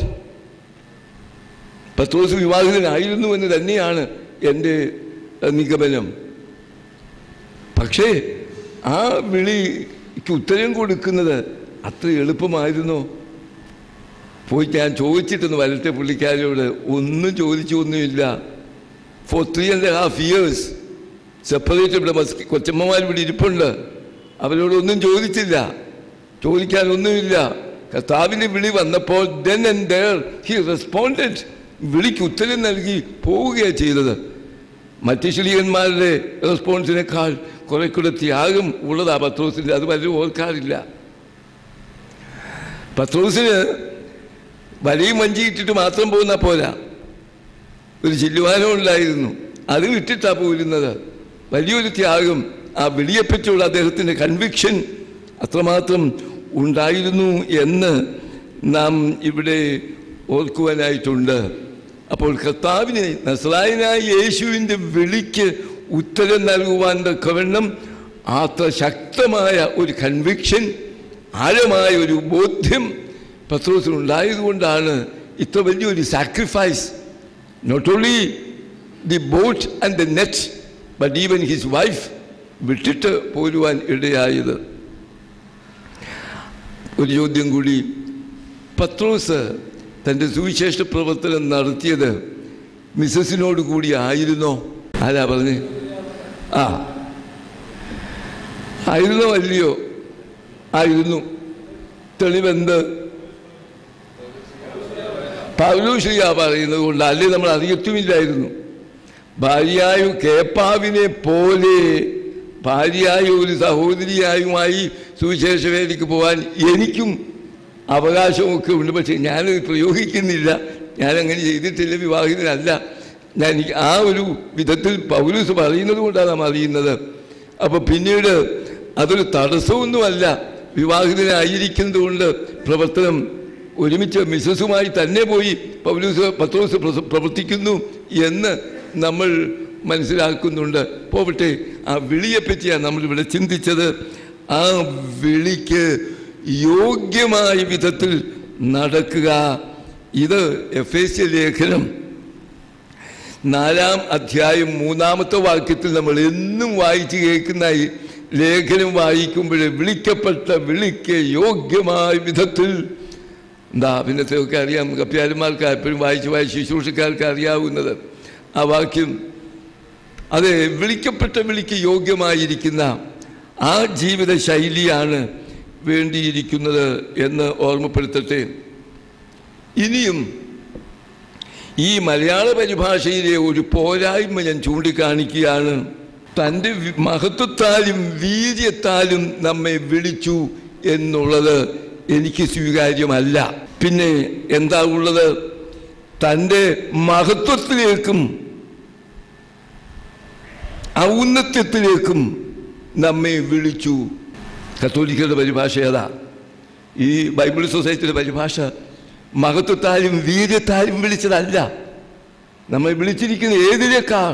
വലിയൊരു മഹത്വത്തിലേക്ക്, ഔന്നത്യത്തിലേക്ക് നമ്മെ വിളിച്ചിരിക്കുന്നു എന്നുള്ളതാണ് കുറെ കൂടെ ഇവിടെ ഓർക്കുവാനായിട്ടുള്ളത്. അല്ലെങ്കിൽ തൻ്റെ മഹത്വത്തിലും നന്മയിലും പങ്കാളികൾ ആകുവാൻ നമ്മെ വിളിച്ചിരിക്കുന്നു എന്നുള്ളത്. രണ്ടും തമ്മിൽ എന്ത് വ്യത്യാസമുണ്ട്? മഹത്വത്താലും വീര്യത്താലും വിളിച്ചെന്ന് പറഞ്ഞാൽ എന്തുവാ? It does not make any sense. ദൈവത്തിൻ്റെ മഹത്വത്തിൽ വിളിച്ചു എന്ന് പറയുന്നതും നേരെ മറിച്ച് നമ്മെ വിളിച്ചത് എന്തിനു വേണ്ടിയാ? തൻ്റെ ഔന്നത്യത്തിൽ, തൻ്റെ നന്മയിൽ പങ്കാളികളാകുവാൻ, അതിലേക്ക് നമ്മെ വിളിച്ചിരിക്കുന്നു എന്നുള്ളത് വലിയൊരു ചിന്തയാണ്. നമുക്ക് ലഭിച്ചിരിക്കുന്ന പദവി അത്. യേശു ക്രിസ്തുവിലാണ് ദൈവത്തിൻ്റെ മഹത്വം മുഴുവനും നാം കാണുന്നത്. The glory of God manifested in മഹത്വം ക്രിസ്തുവിലാണ്. ആ ക്രിസ്തുവിനോടുള്ള ബന്ധത്തിലേക്ക് വന്ന് നമ്മളും ആ ഔന്നത്യത്തിൽ തേജസ്സിന്മേൽ തേജസ് പ്രാപിച്ചവരായി തീരുന്നതിനാണ് നമ്മെ വിളിച്ചിരിക്കുന്നത്. ഇത് നമ്മുടെ വലിയ പ്രത്യാശ അതാണ്. ഇപ്പോൾ നാം കണ്ണാടിയിൽ കടമൊഴിയായി കിടന്ന് അപ്പോഴും നാം നേരിട്ട് കാണുന്നത് കൊണ്ട് തേജസ്സിന്മേൽ തേജസ് പ്രാപിച്ച് ആ ഔന്നത്യത്തിലേക്ക്, നന്മയിലേക്ക് എത്തുവാൻ തക്കവണ്ണം നമ്മെ വിളിച്ചിരിക്കുന്നു. ഇത് നമ്മെ ഓർമ്മിപ്പിക്കേണ്ട ഒരു കാര്യമാണ്. രണ്ടാമത് തന്നിരിക്കുന്ന വലിയ ദാനം, കൃപ, ദൈവം നമുക്ക് തന്നിരിക്കുന്ന വലിയ കൃപ എന്താ? നമുക്ക് തന്നിരിക്കുന്ന അനുഗ്രഹം എന്ന് ചോദിച്ചാൽ സകലതും ദാനം ചെയ്തിരിക്കുന്നു എന്നാ പറയുന്നത്. ജീവനും ഭക്തിക്കും വേണ്ടിയത് ഒക്കെയും ദാനം ചെയ്തിരിക്കുന്നു. He bestows on us all things necessary for true life and for true religion. അപ്പോൾ രണ്ട് കാര്യങ്ങൾക്ക് ആവശ്യമായുള്ളതൊക്കെയും നമുക്ക് തരുന്നു എന്നാണ് പറയുന്നത്. എന്തൊക്കെ രണ്ട് കാര്യങ്ങൾ? ജീവനും ഭക്തിക്കും ആവശ്യമായിട്ടുള്ളത് സകലതും നമുക്ക് തരുന്നു എന്നാണ്. ജീവൻ, അതാണ് നമ്മുടെ പ്രധാനപ്പെട്ട കാര്യം. ആ ജീവൻ എന്ന് പറയുന്നത് ദാറ്റ് അബണ്ടന്റ് ലൈഫ്, സമൃദ്ധിയായ ജീവൻ. അവർക്ക് ജീവൻ ഉണ്ടാകുവാൻ, സമൃദ്ധിയായി ഉണ്ടാകുവാൻ അതാ ജീവൻ. ആ ജീവനും പിന്നെന്താ വേണ്ടത്? ഭക്തി, സ്പിരിച്വാലിറ്റി, ആത്മീയത. അതിന് ആവശ്യമായിട്ടുള്ളതൊക്കെയും നമുക്ക് നൽകിയിരിക്കുന്നു. What a great blessing. ഓർത്താട്ടെ, നമ്മെ വിളിച്ചു. രണ്ടാമത് എന്താ ചെയ്തിരിക്കുന്നത്? നമുക്ക് ജീവനും ഭക്തിക്കും ആവശ്യമായിട്ടുള്ളതൊക്കെയും നമുക്ക് തന്നിരിക്കുന്നു. നമ്മുടെ ജീവിതത്തിന് ആവശ്യമുണ്ട് ഒരു പാറ്റേൺ ഫോളോ ചെയ്യുവാനായിട്ട്. അത് കർത്താവ് നമ്മുടെ മുമ്പിൽ നിൽക്കുന്നത്. He is the one, we have to follow him. ആ പുത്രൻ്റെ സ്വരൂപത്തോട് നബിനത്തെ പറഞ്ഞാട്ട് പുത്രൻ്റെ സ്വരൂപത്തോട് അനുരൂപരാകുവാൻ, to be conformed to the likeness of the son. അതിനാ ദൈവം നമുക്ക് ഈ വലിയ കൃപ തന്നിരിക്കുന്നത്. പുത്രൻ്റെ സ്വരൂപം എന്തോ ആ സ്വരൂപത്തോട് അനുരൂപരായി നമ്മളും വളരുവാൻ. അത് ആ ജീവന് ആവശ്യമായിരിക്കുന്നത്. ഈ പുത്രൻ്റെ ഒരു മോഡൽ നമ്മുടെ മുമ്പിൽ വെച്ചിരിക്കുകയാണ്. കോപ്പി റൈറ്റിംഗ് ഉണ്ടല്ലോ, കോപ്പി അടിയല്ല, കോപ്പി റൈറ്റിംഗ്. കോപ്പി എഴുതുന്നത് അന്ന് നമുക്കൊക്കെയും ചെറുപ്പത്തിൽ എഴുതിയിട്ടുള്ളതാണ്. മുകളിലൊരു വരിയുണ്ട്, അച്ചടിച്ചിരിക്കുന്നതാണ്. ആ അക്ഷരങ്ങളുടെ വടിവനുസരിച്ച് അതിന് താഴത്തെ വരി നമ്മൾ എഴുതണം. അതിന് താഴത്തേത് നമുക്കറിയാം. ഇങ്ങനെ താഴത്തെ അറ്റത്തേത് വരുമ്പോഴേക്ക് എന്താ സംഭവിക്കുന്നത്? മുകളിലത്തേതൊക്കെ ഒത്തിരിക്കും. ഇങ്ങനെ താഴെ വരുമ്പോഴേക്ക് മുകളിലത്തെ അക്ഷരത്തിൽ നിന്നൊക്കെ ഒത്തിരി മാറി രൂപവും ഭാവവും ഒക്കെ വ്യത്യാസപ്പെട്ടിരിക്കും. അകന്നകന്ന് പോകും തോറും അതിൻ്റെ ഭാവത്തിന് വ്യത്യാസം വരും.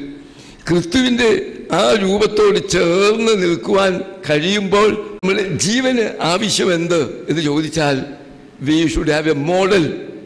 എനിക്ക് ജീവിതത്തിൽ ഒരു നല്ലൊരു മോഡൽ എനിക്ക് വേണം. ആ മോഡലാണ് നൽകാനാണ് കർത്താവ് ലോകത്തിൽ വന്നത്.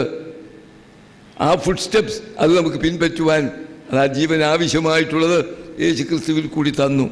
2, ഭക്തിക്ക് ആവശ്യമായിട്ടുള്ളത് എന്തൊക്കെയുണ്ട് അതെല്ലാം നമുക്ക് തന്നിട്ടുണ്ട്. പ്രത്യേകിച്ച് നമ്മുടെ ഓർത്തഡോക്സ് പാരമ്പര്യത്തിൽ നോമ്പിൻ്റെയും പ്രാർത്ഥനയുടെയും ജാഗരണത്തിൻ്റെയും ഉപവാസത്തിൻ്റെയും എന്തെല്ലാം അനുഭവങ്ങൾ ഇതെല്ലാം നമുക്ക് തന്നിട്ടുള്ളതാണ്. ഭക്തിക്ക് ആവശ്യമായിട്ടുള്ളതൊക്കെയും നമുക്ക് നൽകിയിട്ടുണ്ട്. പക്ഷേ അത് നമ്മൾ പലരും പ്രയോജനപ്പെടുത്തുന്നില്ല, നമ്മുടെ ആളുകളും പ്രയോജനപ്പെടുത്തുന്നില്ല. നമ്മുടെ സഭയിലെ ഒരംഗം ഒരു കൂട്ടായ്മയിൽ പോയിട്ട് അവിടെ പോയി 3 ദിവസത്തെ ഉപവാസമായിരുന്നു. അത് കഴിഞ്ഞിട്ട് ഇവിടെ വന്ന് ഞാൻ ചോദിച്ചു, എങ്ങനെയൊക്കെ ഇരുന്ന് ചോദിച്ചപ്പോൾ എൻ്റെ എന്തോ ഒരു അനുഭവമായിരുന്നു അത്. ഞങ്ങൾ ജീരകവെള്ളം മാത്രമേ കുടിച്ചുള്ളൂ. ഞങ്ങൾക്ക് ആ ഉപവാസത്തിൻ്റെ ഒരു ശക്തി വലുതായിരുന്നു. ഞാൻ പറഞ്ഞു, ഈ സഭയിൽ ഉപവാസം ഉണ്ടെന്ന് കേട്ടിട്ടുണ്ടോ? അതൊക്കെ ഉണ്ടായിരുന്നു, അതാര് കണക്കാക്കുന്നു? ഇതാ നമ്മുടെ ആളുകളുടെ ഒരു ചിന്ത.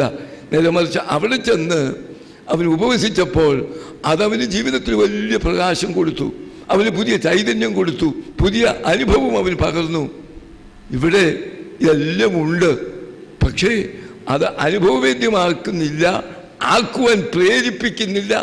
ഇന്ന് നമ്മുടെ പരാജയം ഭക്തിക്ക് ആവശ്യമായ കാര്യങ്ങൾ ഇല്ല എന്നുള്ളതല്ല, പിന്നെയോ അവ പ്രയോജനപ്പെടുത്തുവാൻ തക്കവണ്ണമുള്ള സംവിധാനം, അതിനുള്ള പ്രേരണ, പ്രചോദനം അത് നമ്മുടെ സഭയിൽ ഇന്നില്ല എന്ന് ഞാൻ പറഞ്ഞു. അതുകൊണ്ടാണ് ഇത് ഗൗരവമായിട്ട് എടുക്കേണ്ടതാണ്. എന്തുകൊണ്ട് പലരും നമ്മുടെ സഭയിൽ നിന്ന് മറ്റു ഈ പ്രിന്റഡ് ഗ്രൂപ്പിലേക്ക് പോകുന്നു എന്നുള്ളത് അച്ഛന്മാർ ഗൗരവമായിട്ട് എടുക്കണം. അവിടെ ഭക്തിയുടെ ഏതോ ഉണ്ടെന്ന് പറഞ്ഞാൽ, പക്ഷെ ഇവിടെ ഇല്ലേ? ഇവിടെ ഇല്ലെങ്കിൽ അത് ഉണ്ടാക്കണ്ടേ? ഏത് വിധത്തിൽ, എങ്ങനെ സഭയുടെ ആ പാരമ്പര്യങ്ങൾക്കും വിശ്വാസങ്ങൾക്കും അനുയോജ്യമായ വിധത്തിൽ ജനങ്ങൾക്ക് ഭക്തിക്ക് അനുയോജ്യമായിരിക്കുന്ന എന്തൊക്കെയോ നൽകുവാൻ നമുക്ക് കടമയുണ്ട്. അതിന് പകരം ഇന്നിപ്പോഴെന്താ ഉള്ളത്? ഇന്നിപ്പം നടത്തുന്നത് പ്രധാനമായിട്ടും തിരിശേഷിപ്പിൻ്റെ എഴുന്നള്ളത്തും അതുപോലെ തന്നെ മറ്റു പലതും. ഞാൻ അതേപ്പറ്റി ഒന്നും വർണ്ണിക്കുന്നില്ല. ഈ വിധത്തിലേക്ക് നമ്മൾ വ്യതിചലിച്ചു പോയിട്ട് ആത്മീയതയുടെ അന്തസത്ത എന്താണ് എന്നുള്ളത് വിസ്മരിക്കുന്ന ഒരു അനുഭവത്തിലാണ് നാം എത്തിച്ചേർന്നിരിക്കുന്നത്. ഏതായിരുന്നാലും ഇവിടെ നമുക്ക് തന്നിരിക്കുന്ന ഈ കാര്യമാണ് ഞാൻ പറഞ്ഞത്. ഒന്നാമത് നമ്മെ വിളിച്ചു. എന്തിലേക്ക്? അവൻ്റെ മഹത്വത്തിലേക്കും ഔന്നത്യത്തിലേക്കും നമ്മെ വിളിച്ചു. 2, നമ്മുടെ ജീവനും ആത്മീയ ജീവിതത്തിനും ഭക്തിക്കും ആവശ്യമായിട്ടുള്ളത് സകലതും ആ വാക്കവിടെയുണ്ട്. All things necessary for life. ജീവന് ഭക്തിക്ക് ആവശ്യമായിട്ടുള്ള സകലതും അവർ നമുക്ക് നൽകിയിട്ടുണ്ട്. 2ാമത്തെ കാര്യം. 3, അവിടുന്ന് നൽകിയിരിക്കുന്ന വലിയ ദാനം എന്ത്? വിലയേറിയതും അതിമഹത്വമായ വാഗ്ദാനങ്ങൾ നമുക്ക് നൽകിയിരിക്കുന്നു. നോക്കിയാട്ടെ 4ാമത്തെ വാക്യം. നമുക്ക് വിലയേറിയതും അതിമഹത്വമായ വാഗ്ദത്തങ്ങളും നൽകിയിരിക്കുന്നു. മലയാള ഭാഷ അറിയാമെങ്കിൽ പ്രത്യേകിച്ച് നമ്മൾ റമ്പാച്ചിനൊക്കെ വിളിക്കുന്നു. വാഗ്ദത്തങ്ങൾ എന്നുള്ള വാക്ക് അല്ല ശരിയായിട്ടുള്ള വാഗ്ദാനങ്ങൾ നമുക്ക് നൽകിയിരിക്കുന്നു എന്നുള്ളതാണ്. വാഗ്ദാനം ആണ്, വാഗ്ദത്തമല്ല. വാഗ്ദത്തം ഇറ്റ്സ് അഡ്ജക്റ്റീവ്, നൗണല്ല. നമുക്ക് വലിയ ആ വാഗ്ദാനങ്ങളെ പറ്റി പ്രഷ്യസ് ആൻഡ് യുണീക്ക് 2 വിശേഷണങ്ങളാണ് ഈ വാഗ്ദാനങ്ങൾക്കുള്ളത്. എന്തൊക്കെയാ താൻ വാഗ്ദാനങ്ങൾ ഇത്ര വിശിഷ്ടമാണെന്ന് പറയുന്നത്? ദൈവത്തിൻ്റെ വാഗ്ദാനങ്ങളാണ്. ഈ വേദപുസ്തകം മുഴുവനും വായിച്ചാൽ വാഗ്ദാനങ്ങളുടെ ഒരു കൂമ്പാരമാണ്. അബ്രഹാമിനെ വിളിച്ചപ്പോൾ അവന് വാഗ്ദാനം നൽകി. മറ്റോരോരുത്തരോടും നോക്കിയാൽ പഴയ നിയമം മുതൽ നമ്മൾ പരിശോധിച്ചാൽ ഇത് A book full of promises. കർത്താവിൻ്റെ കാലത്ത് നോക്കിയാലോ വാഗ്ദാനങ്ങൾ. എന്ത് വാഗ്ദാനങ്ങൾ? വിളിപ്പീൻ, ഞാൻ നിങ്ങൾക്ക് ഉത്തരം നൽകും. എ പ്രോമിസ്, വിലയേറിയ വാഗ്ദാനങ്ങൾ. പിന്നെ ഓരോന്നോരോന്ന് എടുത്തു നോക്കിക്കൊള്ളുക വാഗ്ദാനങ്ങൾ. പിന്നെയും അവിടുന്ന് നൽകിയിരിക്കുന്ന വാഗ്ദാനങ്ങൾ അമൂല്യമായിട്ടാണ്. Behold I shall be with you, ഞാൻ നിങ്ങളോട് കൂടെ ആയിരിക്കും. പിന്നെയും ഒരു വാഗ്ദാനം, ഐ ഷൽ കം അഗെയിൻ, ഞാൻ വീണ്ടും വരും. ഇങ്ങനെ വാഗ്ദാനങ്ങളാണ്. ഈ ഒരു അനുഭവത്തിലാണ് പറയുന്നത് വാഗ്ദാനങ്ങൾ അവൻ പാലിക്കുന്നവനാണ്. ഒരിക്കൽ മാറ്റിയില്ല. ഒരിക്കൽ ഉവ്വ് എന്നും മറ്റൊരിക്കൽ ഇല്ല എന്നുമല്ല, ഉവ്വ് എന്ന് മാത്രമേ ഉള്ളൂ. He shall keep his promises. That gives us confidence. നമുക്ക് ധൈര്യം നൽകുന്നത് ഈ ദൈവം അതിമഹത്തായിരിക്കുന്ന വിശിഷ്ടങ്ങളായിരിക്കുന്ന വാഗ്ദാനങ്ങൾ വളരെ വളരെ നൽകിയിട്ടുണ്ട്. 4,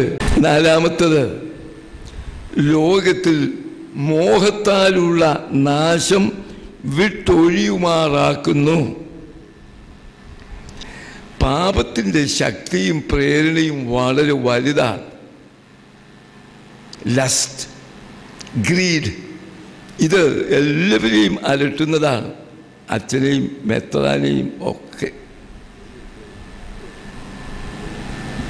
ഈ അടുത്ത സമയത്തൊരു ചാനലിൽ കണ്ടപ്പോൾ ലജ്ജ തോന്നി. ഒരു മെത്രാനെ പറ്റിയുള്ള ഒരു റിപ്പോർട്ടിംഗ് ആയിരുന്നു. അപ്പോൾ മറ്റൊരു മെത്രാൻ്റെ കാര്യം കൂടെ പിടിച്ചടക്കിയിട്ടു. അവർക്ക് ഈ ചാനലുകാർക്ക് എന്തെങ്കിലും വേണ്ടേ? ആ വിധത്തിൽ അപ്പോഴാണ് ഓർത്തുപോയത്, ഈ പറയുന്ന ലോകത്താലുള്ള മോഹം ആരെയൊക്കെയാണ് കടന്നെത്താവുന്നത്, എവിടെയൊക്കെയാണ് അത് ചെന്നെത്തുന്നത് എന്ന്. അന്നത്തെ കാലത്ത് പ്രത്യേകിച്ചും ഈ ജ്ഞാനവാദത്തിൻ്റെ സ്വാധീനം കൊണ്ട് ഈ വിധത്തിലേക്ക് പോയപ്പോൾ അപ്പോസ്തലൻ പറയുന്നത്, അതിൽ നിന്ന് പിന്മാറുവാൻ തക്കവണ്ണം, അതിനെ അതിജീവിക്കുവാൻ തക്കവണ്ണമുള്ള കൃപ ദൈവം നമുക്ക് തന്നിരിക്കുന്നു. അതാ ലോകത്തിൽ മോഹത്താലുള്ള ആ നാശം വിട്ടൊഴിയുവാൻ നമ്മെ പ്രാപ്തരാക്കുന്നു എന്ന്. 2-ാം അധ്യായം 2-ാമത്തെ വാക്യം ഒന്ന് നോക്കാം. അവരുടെ ദുഷ്കാമ പ്രവൃത്തികളെ പലരും അനുകരിക്കും, അവർ നിമിത്തം സത്യമാർഗം ദൂഷിക്കപ്പെടും എന്ന് പറയുന്നു. 2:14 പറയുന്നു, അവർ വ്യഭിചാരിണിയെ കണ്ട് രസിക്കുകയും പാപം കണ്ട് തൃപ്തിപ്പെടാതിരിക്കുകയും ചെയ്യുന്ന കണ്ണുള്ളവരും സ്ഥിരമില്ലാത്ത ദേഹികളെ വശീകരിക്കുന്നവരും ദ്രവ്യാഗ്രഹത്തിൽ അഭ്യാസം തികഞ്ഞ ഹൃദയം ഉള്ളവരുമായ ശാപയോഗ്യന്മാർ. അന്നത്തെ ആ വേദോപരീതികളുടെ വലിയൊരു ചിത്രം വരച്ച് കാണിച്ചിരിക്കുകയാണ്. കണ്ടിട്ടും കണ്ണിൻ്റെ മോഹം തൃപ്തിപ്പെടാത്ത കണ്ണുള്ളവർ, ആ ആഗ്രഹം, ദുരാഗ്രഹം, അതിൽ നിന്ന് നാം പിന്മാറുവാൻ ഉള്ള കൃപ നമുക്ക് തന്നിരിക്കുന്നു. ഇതാണ് പത്രോശ്ലീഹ ഓർമ്മപ്പെടുത്തുന്നത്. ഈ വലിയൊരു ദാനമാണ് നമുക്ക് തന്നിരിക്കുന്നത് എന്നുള്ളത്. നമ്മുടെ മിനിസ്ട്രിയിലും പലപ്പോഴും പല വൈദികരെ പറ്റിയും കടന്നു പോകുന്നുണ്ട്. ഇത് ശരിയാണോ? ഈ ലോകത്താലുള്ള മോഹം വിട്ടൊഴിയുവാൻ നമുക്ക് കഴിയുന്നുണ്ടോ എന്നൊന്ന് ആത്മശോധന ചെയ്യണം. ഇത് നമ്മൾ അതിന് ദൈവത്തിൻ്റെ ദാനം തരുന്നു എന്നാ, പക്ഷെ പലപ്പോഴും അത് പലർക്കും പറ്റുന്നില്ല, പലരും വീണു പോകുന്നുണ്ട്. അതുപോലെ ദിവ്യാഗ്രഹത്തിൻ്റെ കാര്യത്തിലും അത് വരുന്ന ഒന്നാണ്. പോകട്ടെ, അഞ്ചാമത്തെ കാര്യമാണ് ഇനിയും നമുക്ക് എടുക്കാനും. അതെന്താണ്? ആ 4-ാമത്തെ വാക്യത്തിൻ്റെ അവസാനത്തിലുണ്ട്. ദിവ്യ സ്വഭാവത്തിന് കൂട്ടാളികളായി തീരുവാൻ ഇടവരുന്നു, നമ്മെ ആക്കുന്നു എന്നുള്ളത്. ഷെയറേഴ്സ് ഓഫ് ദ ഡിവൈൻ നേച്ചർ. പ്രാകൃത സ്വഭാവം, മൃഗത്തിൻ്റെ സ്വഭാവം വിട്ടിട്ട് ദിവ്യ സ്വഭാവത്തിന് പങ്കാളികളാകുവാൻ നമ്മെ ദൈവമാക്കിയിരിക്കുന്നു. ഇതിനാണ് ഓർത്തഡോക്സ് തിയോളജിയിൽ തെയോസിസ് എന്നൊരു വലിയ വാക്കുണ്ട്. ഇതങ്ങ് പ്രയോഗിച്ചാൽ മതി, ഓർത്തഡോക്സി ആണെന്നാണ് പറയുന്നത്. പോകട്ടെ, എന്താ ഈ തെയോസിസ് എന്ന് പറയുന്നത്? ദൈവത്തിൻ്റെ സ്വഭാവം നാം ആത്യന്തികമായി പ്രാപിച്ച് ആ സ്വഭാവത്തിൽ നാം എത്തിച്ചേരുന്നു എന്നുള്ളത്. ദൈവത്തിൻ്റെ സത്തയല്ല, ദൈവത്തിൻ്റെ എനർജി, ദൈവത്തിൻ്റെ സ്വഭാവത്തിലേക്ക് നമ്മളും എത്തിച്ചേരുന്നു എന്നുള്ളത് അതിലേക്കുള്ള തുടക്കമാണ്. മാമോദീസായിൽ കൂടി ഈ വെണ്മയെ ധരിച്ച് സഭയുടെ അംഗമായി തീർന്ന് ആ കൃപയിൽ വളർന്ന് നാം ആത്യന്തികമായി അതിലേക്കാണ് പോകുന്നത്. അപ്പോൾ ഓർത്തു നോക്കിയാട്ടെ, ദൈവം നമുക്ക് ചെയ്തിരിക്കുന്ന ഈ വലിയ കൃപകൾ എന്തൊക്കെ എന്നുള്ളത്. 5 കാര്യങ്ങൾ ഞാൻ പറഞ്ഞു, നിങ്ങൾ വിരൽത്തുമ്പിൽ ഓർക്കുവാൻ. 1, നമ്മെ വിളിച്ചു എന്തിലേക്ക്? അവൻ്റെ ഔന്നത്യത്തിലേക്കും മഹത്വത്തിലേക്കും നമ്മെ വിളിച്ചിരിക്കുന്നു, അതിൽ പങ്കാളികളാകുവാൻ. അതിൻ്റെ ക്ലൈമാക്സ് ആണ് ഇപ്പം പറഞ്ഞത്, ദൈവ സ്വഭാവത്തിന് കൂട്ടാളികളായിത്തീരുന്നു എന്നുള്ളത്. 2ാമത് നാം കേട്ടത്, ഇത് മാത്രമല്ല നമുക്ക് ചെയ്തിരിക്കുന്നതായ വലിയ ദാനം എന്ന് പറയുന്നത് ജീവനും അതുപോലെ തന്നെ ഭക്തിക്കും ആവശ്യമായിട്ടുള്ളത് എന്തൊക്കെയുണ്ട് അതെല്ലാം തന്നിട്ടുണ്ട്. സഭയുടെ ജീവിതത്തിൽ, സഭയുടെ അനുഷ്ഠാനത്തിൽ, യേശുക്രിസ്തുവിനുള്ള ബന്ധത്തിൽ, whatever is necessary for spiritual life, whatever is necessary for spirituality, it is provided in the church. അത് നാം ജനങ്ങൾക്ക് കൊടുക്കുവാൻ നാം തന്നെ പ്രാപിച്ച്, നമുക്കുണ്ടെങ്കിലല്ലേ കൊടുക്കാനും ഒക്കുകയുള്ളൂ. നമുക്കില്ലാത്തതൊന്നും കൊടുക്കാനും ഒക്കുകയില്ല. നമുക്കുണ്ട്, പ്രാപിച്ചിട്ട് അത് ജനങ്ങൾക്ക് കൊടുക്കുവാൻ ഇത് സാധിക്കേണ്ടതാണ്. 3ാമത് ഞാൻ പറഞ്ഞത് പ്രഷ്യസ് പ്രോമിസസ്, ദൈവത്തിൻ്റെ വലിയ വാഗ്ദാനങ്ങൾ നമുക്കുണ്ട്. നിങ്ങൾ ഒരു ദിവസം ഇരുന്ന് ദൈവത്തിൻ്റെ വാഗ്ദാനങ്ങൾ ഒന്ന് എണ്ണി നോക്കിയാട്ടെ. യേശുക്രിസ്തു ചെയ്തിട്ട് പ്രോമിസസ് എന്തൊക്കെ എന്നുള്ളത് നോക്കിക്കഴിയുമ്പോഴാണ് ഒന്നിലും നമുക്ക് നിരാശയോ പ്രയാസമോ വരില്ല. Because he has given us so many promises and he will keep his promises. സത്യവാന, ആമേൻ എന്ന് നാമമുള്ളവനാ, മാറാത്തവനാണ്. He is the same yesterday, today and forever. അതുകൊണ്ട് ആ വാഗ്ദാനങ്ങൾ നമുക്ക് വിലയേറിയതും മഹത്വവുമാണ്. നാലാമത് പറഞ്ഞത്, ലോകത്തിലാണ് നമ്മൾ ജീവിക്കുന്നത്. ഇവിടെ വളരെയധികം നമ്മെ ആകർഷിക്കുന്ന, പ്രലോഭിപ്പിക്കുന്ന പലതുണ്ട്. പ്രത്യേകിച്ച് ജഡവും ധനവും, പെണ്ണും പണവും, ലസ്റ്റ് ആൻഡ് ഗ്രീഡ്. ഇത് നമുക്ക് പ്രശ്നങ്ങൾ വരുത്തുന്നതാണ്.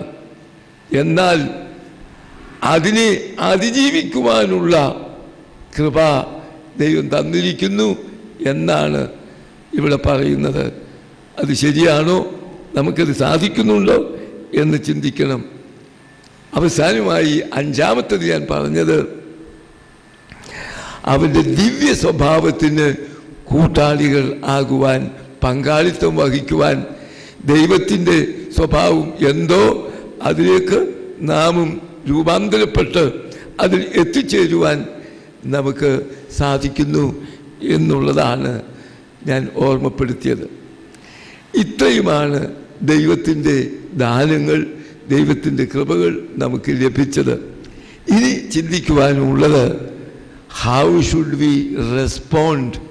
നമ്മൾ എങ്ങനെ ഈ ദൈവത്തിൻ്റെ കൃപകളൊക്കെയും ലഭിച്ചിരിക്കുന്ന അയ്മീനികളാവട്ടെ, വൈദികരാവട്ടെ, മറ്റ് മേൽപ്പട്ടക്കാരാവട്ടെ, how should we respond to the wonderful gifts which God has given to us? അതാണ് അടുത്തതായിട്ട് നമുക്ക് കേൾക്കുവാൻ ഉള്ളത്. അതാണ് 5 മുതൽ 7 വരെയുള്ള വാക്യങ്ങളിൽ നമുക്ക് മനസ്സിലാക്കുവാനായിട്ടുള്ളത്. ഈ 5 മുതൽ 7 വരെയുള്ള വാക്യങ്ങളൊന്ന് വായിച്ചിട്ട് എത്ര കാര്യങ്ങൾ അവിടെ പറയുന്നുണ്ട് എന്ന് നിങ്ങൾ എണ്ണിയൊന്ന് പറയണം. വായിച്ചാട്ടെ, കൊച്ചമ്മ ഉറക്കെ വായിച്ചാട്ടെ. 7 ഉള്ളൂ. 8 കാര്യങ്ങളുണ്ട് അവിടെ നമുക്ക് പറയുന്നത്. നമ്മുടെ ഉത്തരവാദിത്വത്തിലേക്ക് ഞാൻ നിങ്ങളുടെ ശ്രദ്ധ ക്ഷണിക്കുകയാണ്. This is what God has done to us and what is our response, our responsibility.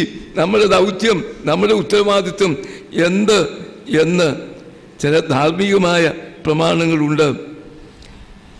ഇവ നിങ്ങൾക്ക് ഉണ്ടായി നിലനിന്നാൽ എന്നാ പറയുന്നത്. 8ാമത്തെ വാക്യം വായിക്കുമ്പോൾ, ഇവ നിങ്ങൾക്കുണ്ടായി വർദ്ധിക്കുന്നു എങ്കിൽ നിങ്ങൾ നമ്മുടെ കർത്താവായ യേശു ക്രിസ്തുവിൻ്റെ ആ കൃപയിൽ വളരുവാൻ കഴിയുമെന്നാ. അപ്പം ഇത് നിങ്ങൾ വർദ്ധിക്കണം. ഏതാ ഇവിടെ പറയുന്നത്? സകല ഉത്സാഹവും കഴിച്ച് bend all your energy to the task of equipping. പടയാളികൾ ഈ ആയുധ സജ്ജീകരണത്തിൽ ഉപയോഗിക്കുന്ന ഒരു വാക്കാണ് ഇവിടെ ഉപയോഗിച്ചിരിക്കുന്നത്. പട്ടാളക്കാർ പോകുമ്പോൾ അവരുടെ കിറ്റിനകത്ത് എല്ലാം റെഡിയാണ്. ഭക്ഷണത്തിനുള്ളതുണ്ട്, അവരുടെ സ്വന്തം ആവശ്യത്തിനുള്ളതുണ്ട്, ആയുധങ്ങളുണ്ട്, എല്ലാം റെഡിയാക്കിക്കൊണ്ട് ഉത്സാഹത്തോടെ പോകുന്ന ആ ഒരു ചിത്രമാണ് ഇവിടെ വെളിപ്പെടുത്തുന്നത്. Diligence and seal. ഇത് നമ്മുടെ ആളുകൾക്ക് ഇന്ന് തീരെ ഇല്ല എന്ന് ഞാൻ പറയട്ടെ. ഡിലിജൻസ് ആൻഡ് സീൽ, ഈ പറയുന്ന ഉത്സാഹം, ഈ പറയുന്ന ഒരു ആവേശം, somehow it has disappeared from our clergy. ഞാൻ പറയുന്നത് ശരിയാണോ നിങ്ങളാ ചിന്തിക്കേണ്ടത്. ഇതര സഭാ വിഭാഗങ്ങൾക്കുള്ള ഒരു ആവേശവും ഒരു ഉത്സാഹവും നമ്മുടെ സഭാമക്കൾക്ക് ഇല്ല. അച്ഛന്മാർക്കും കുറവാണ്. ഇതൊക്കെ ഇങ്ങനെ നടത്തിക്കൊണ്ടൊക്കെ അങ്ങ് പോകണം, എങ്ങനെയെങ്കിലുമൊക്കെ അങ്ങ് തീർക്കണം എന്നുള്ളതിൽ കവിഞ്ഞ് ഇത് ഒരു ആവേശമായി നമ്മുടെ ജീവിതത്തിൽ that kind of a diligence and zeal is a real zeal, ആവേശം, enthusiasm, അത് ഉണ്ടോ എന്നാണ് ഞാൻ ചോദിക്കുന്നത്. പറയുന്നുണ്ട്, an initial spasm followed by chronic inertia. ആദ്യം ഒരു ആവേശം, പിന്നെ ക്രോണിക് ഇനേർഷ്യ, നിശ്ചലമാണ്, നിസ്സംഗതയാണ്. പക്ഷേ ഏറ്റ സമയത്ത് വലിയ ആവേശവും ഇടവകയിലെ പ്രവർത്തനങ്ങളൊക്കെ മാറ്റി മറിച്ച് ഞാൻ വലിയ കാര്യങ്ങളൊക്കെ ചെയ്യും. അത് കഴിയുമ്പോൾ പിന്നെ ഇല്ല. മെത്രാച്ചന്മാരായിരുന്നാലും പുതിയ ഭദ്രാസനമൊക്കെ കിട്ടി വലിയൊരു ആവേശത്തോടു കൂടി ഒക്കെ പോകുന്നു. കുറച്ച് കഴിയുമ്പോൾ അത് മങ്ങിപ്പോകുമോ എന്നുള്ളതാണ്. നമ്മുടെയൊക്കെ ജീവിതത്തിൽ വരുന്ന ഒന്നാണ്. that initial enthusiasm, then a chronic inertia.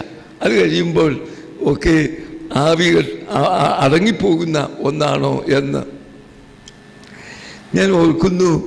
ഞാൻ ചെമ്മാച്ചനായിരിക്കുന്ന സമയത്ത് ഒരു സ്ഥലത്ത് സുവിശേഷ പ്രസംഗത്തിന് പോയി. ചെമ്മാച്ചന വേറെ കോളേജിൽ നിന്നുള്ള അധ്യാപകരുമുണ്ട്. അപ്പോൾ ഇതെല്ലാം സംബന്ധിച്ച് കഴിഞ്ഞതിന് ശേഷം അന്ന് പ്രായമുള്ള ഒരാൾ ജ്ഞാനായക്കാരനാണ് ആ സ്ഥലത്ത്. എന്നെ വിളിച്ചൊക്കെ പറഞ്ഞു, ചമ്മാച്ചന് ഇപ്പോഴത്തെ വലിയ ഉത്സാഹമൊക്കെ കണ്ടിട്ട് വലിയ സന്തോഷമൊക്കെ ഉണ്ട്. ഞാൻ ഒത്തിരി അച്ഛന്മാരുമായിട്ട് എനിക്കറിയാം. സൺഡേ സ്കൂളിലൊരു ഇൻസ്പെക്ടർ ആ പുള്ളി, ഒത്തിരി അച്ഛന്മാരുമൊക്കെ എനിക്കറിയാം. പക്ഷേ അവരുടെയൊക്കെ ആദ്യം ഒരു വലിയ ഉത്സാഹമൊക്കെ ഉണ്ട്.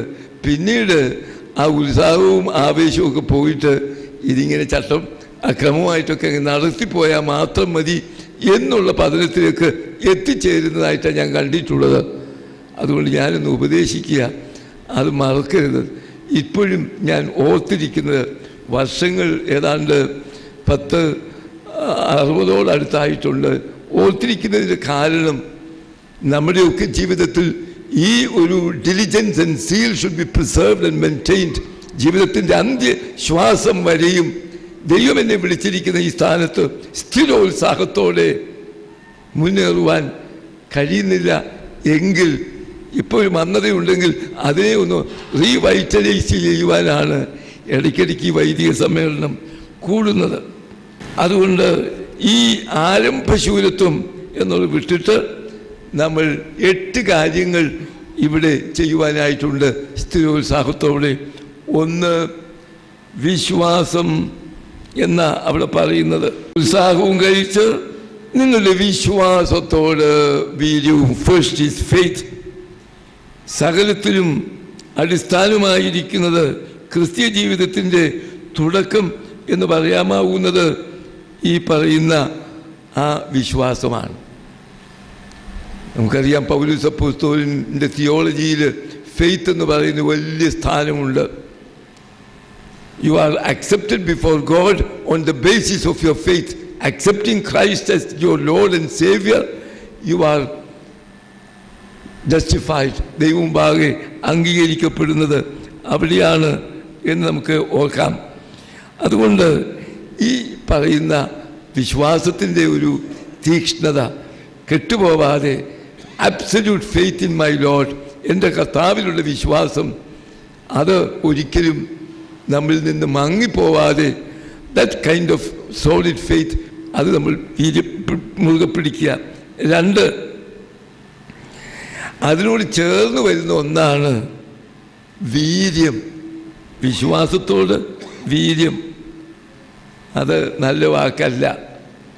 വീര്യം എന്ന് കേട്ടാൽ നമ്മൾ മറ്റു പലതാണ് ഓർക്കുന്നത്.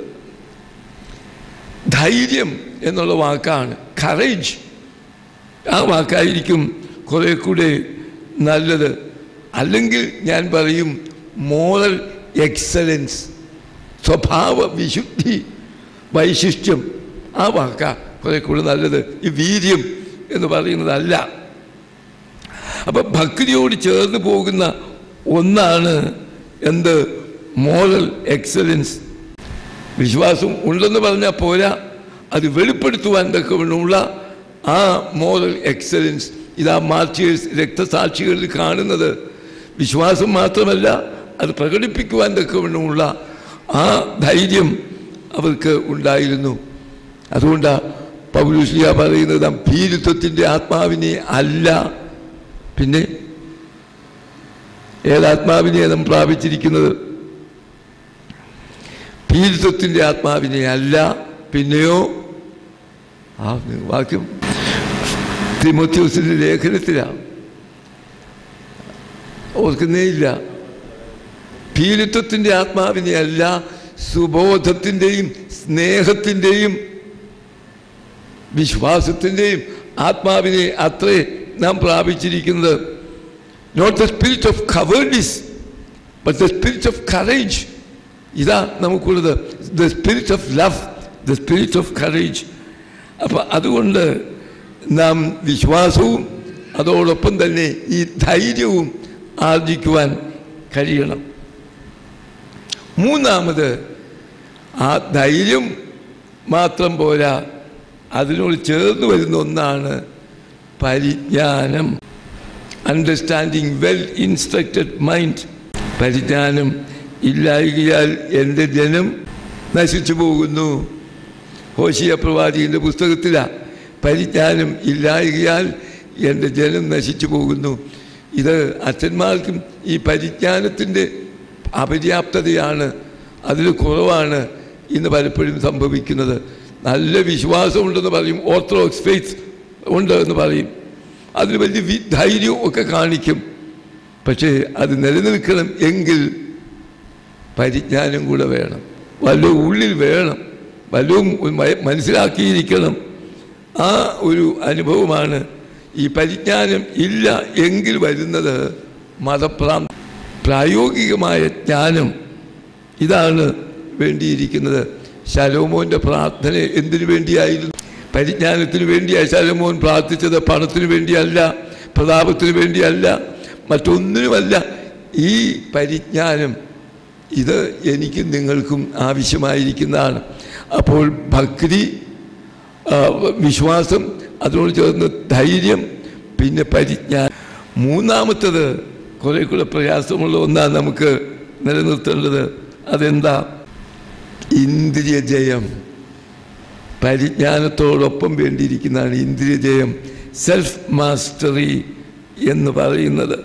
ആത്മസംയമനം, ability to take a grip of one self.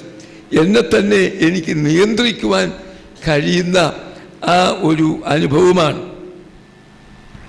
ഇന്ന് അതില്ല. നമുക്കറിയാം, നമ്മുടെ ഇന്നത്തെ ഈ മാധ്യമം യുവാക്കളെ വഴിതെറ്റിക്കുന്ന അനുഭവത്തിലേക്ക് പോവുകയാണ്. അവർക്ക് എന്തും ചെയ്യാം. ഫിലോസഫി തന്നെ അതാ, ഒന്നും പാടില്ല എന്ന് പറയരുത്, അത് കോംപ്ലക്സ് ഒക്കെ ഉണ്ടാക്കും, മറിച്ച് എന്തും ആകാം എന്ന ഒരു അനുഭവത്തിലേക്ക് വരുന്നു. അതുകൊണ്ടാണ് കൊരിന്ത്യൻ്റെ ഫിലോസഫി നിങ്ങൾക്കറിയാമല്ലോ, മീറ്റ് ഫോർ ദ ബെല്ലി, ഭോജ്യം വയറിന് എന്ന് പറഞ്ഞാൽ എന്താ? മീറ്റ് ഫോർ ദ ബെല്ലി, ഭോജ്യം വയറിന്, വയറ് ഭോജ്യത്തിനും. ഇത് കൊരിന്ത്യൻ്റെ ഫിലോസഫി എന്ന് പൗലോസ്ലീഹ പറയുന്നു. നിങ്ങൾ എന്താ മനസ്സിലാക്കിയിരിക്കുന്നത്?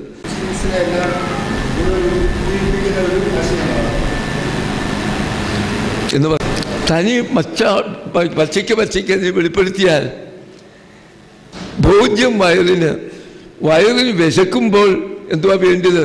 ഭക്ഷണം. അത് ഇന്നതൊന്നൊന്നുമില്ല, എന്ത് കിട്ടിയാലും വയറിന് വിശക്കുമ്പോൾ ഭക്ഷിക്കും.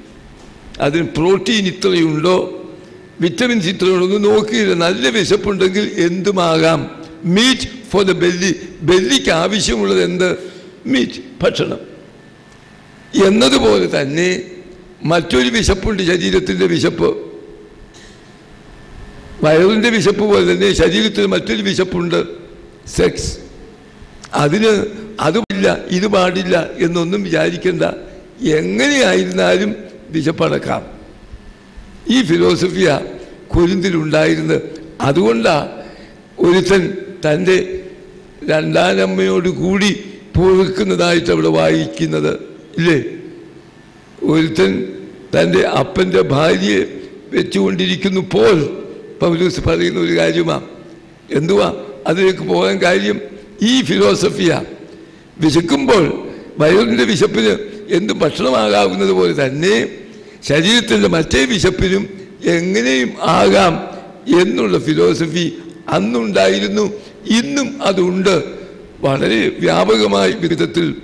അവിടെയാണ് നമ്മുടെ കുഞ്ഞുങ്ങളെ, യുവാക്കളെ ഈ ആത്മസംയമനത്തിൻ്റെ, സെൽഫ് ഡിസിപ്ലിൻ എങ്ങനെ നമുക്ക് പാലിക്കാം എന്നുള്ളത് മനസ്സിലാക്കി കൊടുക്കേണ്ടത് വലിയ ആവശ്യമാണ് ഇന്നത്തെ നമ്മുടെ സമൂഹത്തിൽ.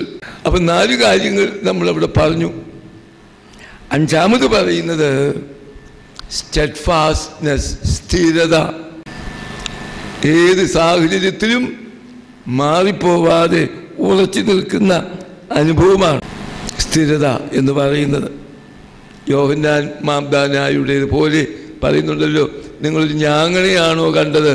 കാണാൻ പോയത് കർത്താവ് ചോദിക്കുന്നു. അതിങ്ങനെ അങ്ങോട്ടും പോകുന്ന ഞാങ്ങനെയല്ല, ഉറച്ചു നിൽക്കുന്ന, സ്ഥിരമായി നിൽക്കുന്ന ആ ഒരു പെർസിസ്റ്റൻസ് ആൻഡ് പെർസിവറൻസ് ഇതിവിടെ പ്രത്യേകിച്ചും ഓർക്കുവാനുള്ള ഒന്നാണ്.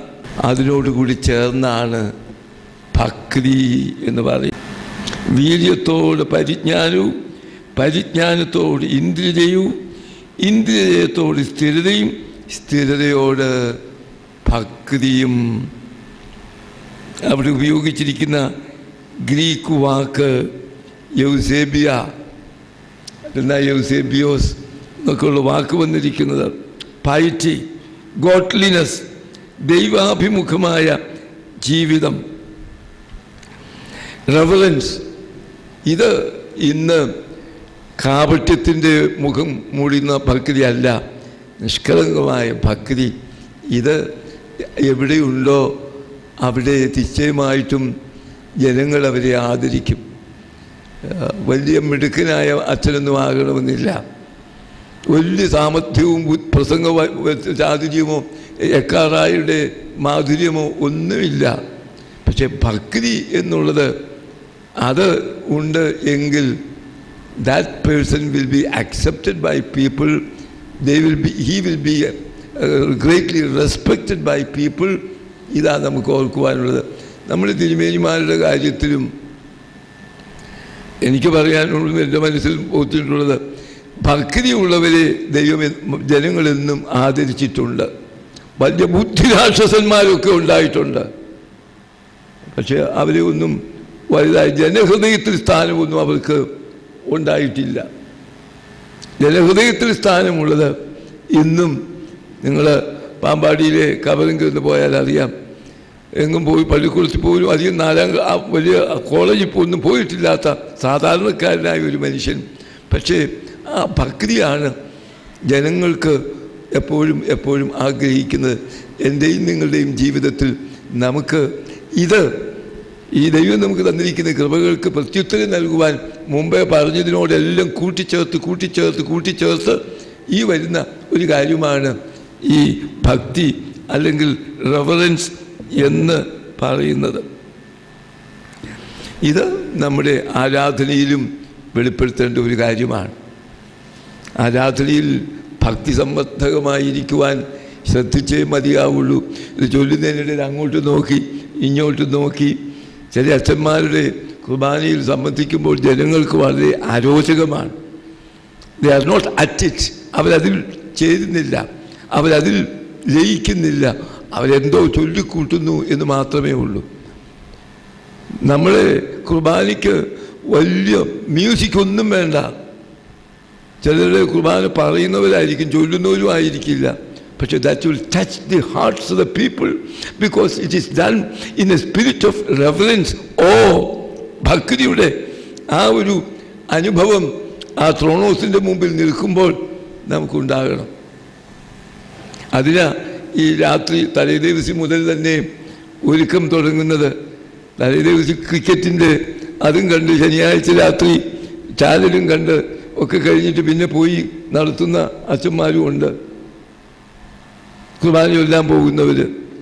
എനിക്കൊരു അച്ഛനൊരു എഴുത്തയച്ചു തന്നു കുറേ വർഷങ്ങൾക്ക് മുമ്പാ.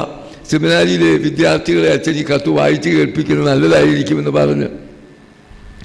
സെമിനാരി പഠിച്ചിട്ടുള്ളൊരു അച്ഛനല്ല, അപ്പം അദ്ദേഹം ജീവിച്ചിരിപ്പില്ല. 94 വയസ്സ് വരെ ജീവിച്ച വളരെ ധന്യനായ ഒരു വൈദികനായിരുന്നു. തിരുമേനിയും ഒക്കെ ചിലപ്പോൾ അറിയും. OC വർഗീസ് അച്ഛനെ വേങ്ങൂര് അറിയാമല്ലോ. വലിയ ഭക്തനായ നല്ലൊരു നിഷ്ഠയുള്ളൊരു അച്ഛനായിരുന്നു. അച്ഛൻ്റെ ഒരു ജീവചരിത്രവും ഇറക്കിയിട്ടുണ്ട്, ഞാനും അതിനകത്ത് ഒന്ന് എഴുതിയിട്ടുമൊക്കെ ഉണ്ട്. അച്ഛന് വൈകിട്ടത്തെ നമസ്കാരം കഴിഞ്ഞാൽ, ഒരുമിച്ചുള്ള കുടുംബ പ്രാർത്ഥന കഴിഞ്ഞാൽ, ഭക്ഷണം കഴിഞ്ഞാൽ മുറിക്കകത്ത് കയറി അടയ്ക്കും. പിന്നെ എന്തൊക്കെ സംഭവിച്ചാലും മുറി തുറക്കുകയില്ല. ആ രാത്രി മുഴുവനും അദ്ദേഹം സങ്കീർത്തനങ്ങളും അനുതാപത്തിൻ്റെ സങ്കീർത്തനങ്ങളും മുഴുവനും വായിക്കും. അതുപോലെ തന്നെ മറ്റ് രഹസ്യ പ്രാർത്ഥനകൾ മുഴുവനും ചൊല്ലും. ഇങ്ങനെ കഴിയും. മറ്റെന്തൊക്കെ ഉണ്ടെങ്കിലും അത് കഴിയുന്ന ആ യാതൊന്നും സംസാരിക്കില്ല. അങ്ങനെ ഒരു നിഷ്ഠയോടുകൂടി ആയിരുന്നു ഞാൻ എൻ്റെ അവസാനം വരെയും കുർബാന അനുഷ്ഠിച്ചുകൊണ്ടിരുന്നതെന്ന് എന്നോടൊരിക്കൽ പറഞ്ഞത് ഞാൻ ഓർക്കുന്നു. തീരെ മേലായിരുന്നു. അദ്ദേഹം നടക്കാൻ പ്രയാസമുള്ള സമയത്ത് പോലും എൻ്റെ വൈഫ് മരിച്ച സമയത്ത് അങ്ങ് കുറുപ്പുംപടി അപ്പുറത്ത് വേങ്ങൂര് അവിടുന്ന് കാണാൻ വന്നത് ഞാൻ ഓർക്കുന്നു. അദ്ദേഹത്തിന് നല്ല അക്ഷരത്തിൽ എഴുതിയ എഴുത്തിനകത്ത് കുർബാനയ്ക്കുള്ള ഒരുക്കം, ആ ഭക്തി വരണമെങ്കിൽ അവിടെ ചെന്ന് നിൽക്കുമ്പോൾ പെട്ടെന്ന് ഇങ്ങനെ ഭക്തി വരുന്നതല്ല.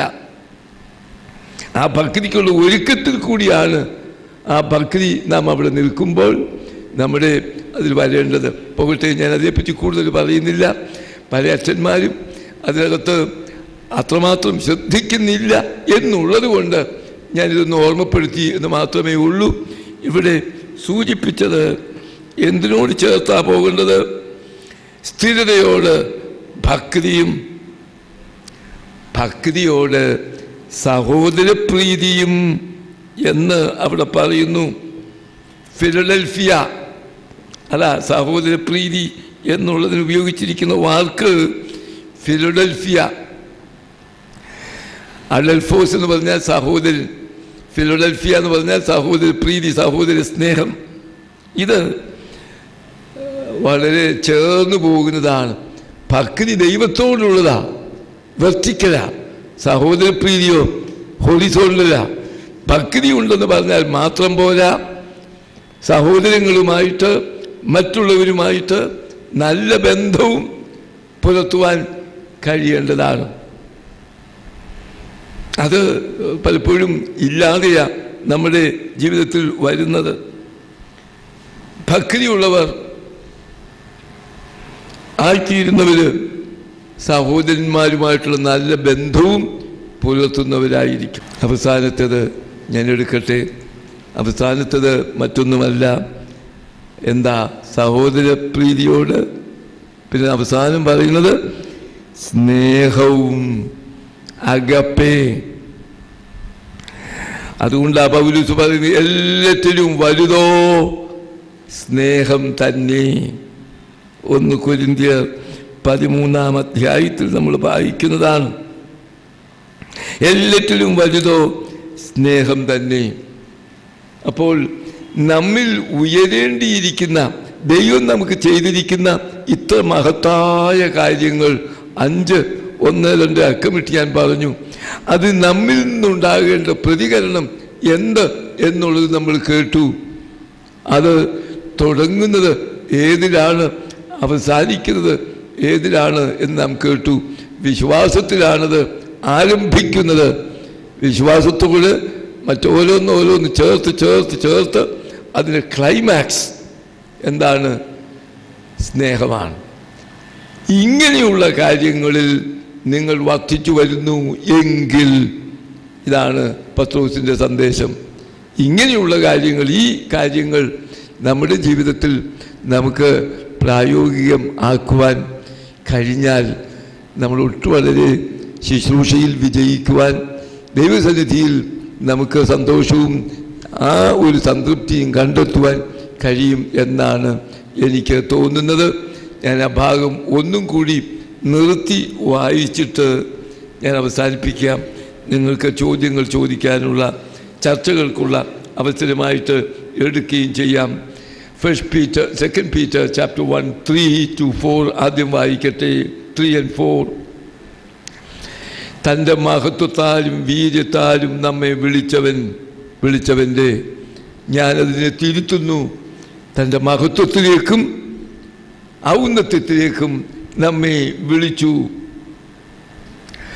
പിന്നെ 2, പരിജ്ഞാനത്താൽ അവൻ്റെ ദിവ്യശക്തി ജീവനും ഭക്തിക്കും വേണ്ടിയത് ഒക്കെയും നമുക്ക് തന്നിരിക്കുന്നു. എന്തൊക്കെയുണ്ടോ, it is a model and also all what is required for our spiritual life. 2, 3, അവയാൽ അവൻ നമുക്ക് വിലയേറിയതും അതിമഹത്വമായ വാഗ്ദാനങ്ങളും നൽകിയിരിക്കുന്നു. Wonderful promises of God which gives us confidence and assurance. And 4, പിന്നെന്താ ഉള്ളത്? ലോകത്തിൽ മോഹത്താലുള്ള നാശം വിട്ടൊഴിഞ്ഞിട്ട് അതാണ് അത് നമ്മൾ പ്രാപ്തരാക്കുന്നു. അവസാനം അഞ്ചാമത് ദിവ്യ സ്വഭാവത്തിന് കൂട്ടാളികളും ആയിത്തീരുവാൻ ഇടവരുന്നു. ഇനിയും ഹൗ ഷുഡ് വി റെസ്പോണ്ട്? അതിന് പറയുന്നത് അതു നിമിത്തം ഇങ്ങനെ ദൈവം നമുക്ക് ചെയ്തിരിക്കുന്നതിൻ്റെ ഫലമായിട്ട് അതിനോട് റെസ്പോണ്ട് ചെയ്യുന്നത് എങ്ങനെ? അത് നിമിത്തം എന്താ ചെയ്യേണ്ടത്?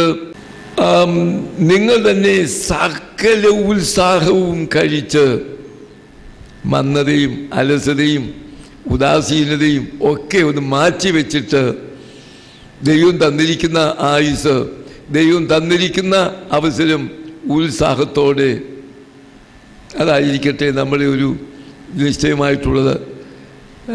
ഞാനും ഇപ്പോഴും ഓടി നടക്കുന്നത് ദൈവം തന്നൊരു കൃപയാണെന്നുള്ള ബോധ്യത്തിൽ ആ ഉത്സാഹത്തിന് ഇന്നും കേടുതി വന്നിട്ടില്ല.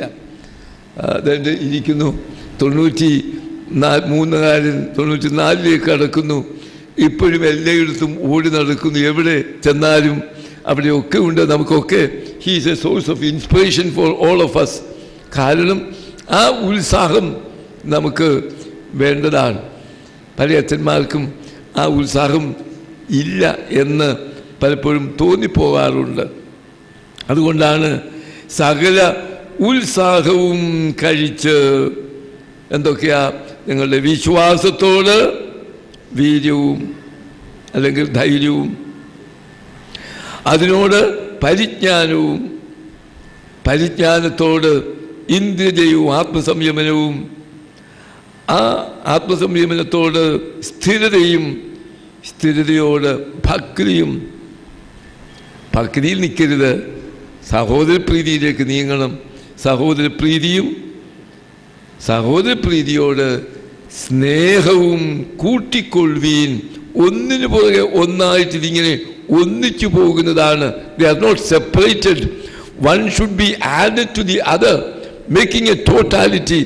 അങ്ങനെ നിങ്ങൾ ചെയ്യുമ്പോൾ അതാണ് പറയുന്നത് 8ാമത്തെ വാക്യം, ഇവ നിങ്ങൾക്കുണ്ടായി വർദ്ധിക്കുന്നു എങ്കിൽ നിങ്ങൾ നമ്മുടെ കർത്താവായ യേശുക്രിസ്തുവിൻ്റെ പരിജ്ഞാനം സംബന്ധിച്ച് ഉത്സാഹമില്ലാത്തവരും നിഷ്ഫലന്മാരും ആയിരിക്കയില്ല. നമ്മുടെ വൈദികരെ സംബന്ധിച്ച് നിഷ്ഫലന്മാരും അതുപോലെ പ്രയോജനമില്ലാത്തവരും ആയിരിക്കയില്ല എന്ന് പറയണം. എങ്കിൽ ഈ പറഞ്ഞ കാര്യങ്ങൾ നാം തീക്ഷ്ണതയുള്ളവരായി വർത്തിക്കുവാൻ ഇടയാവട്ടെ എന്നാണ് എനിക്ക് ആശംസിക്കുവാനും പ്രാർത്ഥിക്കുവാനും ഉള്ളത്. ഇനി നമുക്ക് ചോദ്യങ്ങൾ വല്ലതും ചോദിക്കാനുണ്ടെങ്കിൽ നിങ്ങൾക്ക് ആകാം.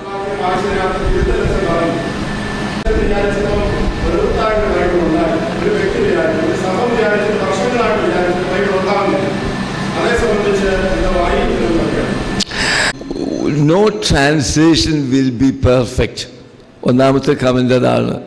ഒരു പരിഭാഷയും പൂർണ്ണമല്ല പറയാൻ ഒക്കുള്ളൂ. കത്തോലിക്കൽ പരിഭാഷ, നമ്മുടെ പരിഭാഷ അങ്ങനെ ഒന്ന് കറക്റ്റ് ചെയ്യുവാനുള്ളൊരു ശ്രമം എന്നുള്ളതാണ് ഉള്ളത്. അതിനകത്ത് എനിക്ക് തോന്നിയിട്ടുള്ള ഒരു കാര്യം, ഒറിജിനലായിട്ടുള്ള സുറിയാനിയിൽ നിന്നോ അല്ല ഗ്രീക്കിൽ നിന്നോ ഹീബ്രുവിൽ നിന്നോ ഉള്ള പരിഭാഷ ഒന്നും അല്ല. ഇപ്പോഴുള്ള മലയാളം കൊണ്ട് കുഴപ്പങ്ങൾ അത് പരിഹരിക്കാൻ തക്കവണ്ണ ഒരു ശ്രമം മാത്രമേ ഇപ്പം നടക്കുന്നുള്ളൂ. It is not an original translation from the Greek and the Hebrew, and I don't think there is many people in our church competent to do it ഉണ്ടെന്ന് എനിക്ക് ബോധ്യമില്ല. അത് വളരെ വ്യാമിശ്രമായ ഒന്ന്, അഥവാ അല്പമൊക്കെ ഉണ്ടെങ്കിലും അതിനൊക്കെമാറുള്ള ശ്രമവും മറ്റുമൊക്കെ വേണ്ടി അതിപ്പോൾ ചെയ്യുന്നില്ല. പിന്നെ എന്നുള്ളത് മാറ്റുന്നതിന് പകരമായിട്ട് എന്താ മറ്റൊരു വാക്കുണ്ടല്ലോ ഇതിനകത്ത് ഇപ്പോൾ ഉള്ളത്, ഇങ്ങനെ ചില പ്രമാണം പാരമ്പര്യമാക്കുന്നു, ഇങ്ങനെയൊക്കെയുള്ള ചില കാര്യങ്ങൾ എനിക്കും നിനക്കും തമ്മിലെന്ത്, ഇങ്ങനെയൊക്കെയുള്ള ചില പ്രശ്നങ്ങൾ മാത്രമേ ചെയ്യാൻ ഒക്കുന്നുള്ളൂ. പ്രധാനമായിട്ടുള്ളത് അതിന് ഫുട് നോട്ട് കൊടുക്കുന്നതാണ് ഇപ്പോൾ ചെയ്തുകൊണ്ടിരിക്കുന്ന ബൈബിളിനകത്ത്.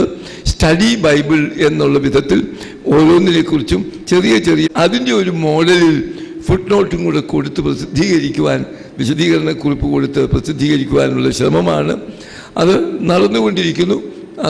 അതിനകത്തുള്ള ഒരു കാര്യം, ഇത് സഭയുടെ ഔദ്യോഗികമായ ഒരു ബോഡിയൊന്നുമല്ല. 2 തിരുമേനിമാർ ഇവിടെ ഇരിക്കുന്നതുകൊണ്ടാണ് ഞാൻ പറയുന്നത്.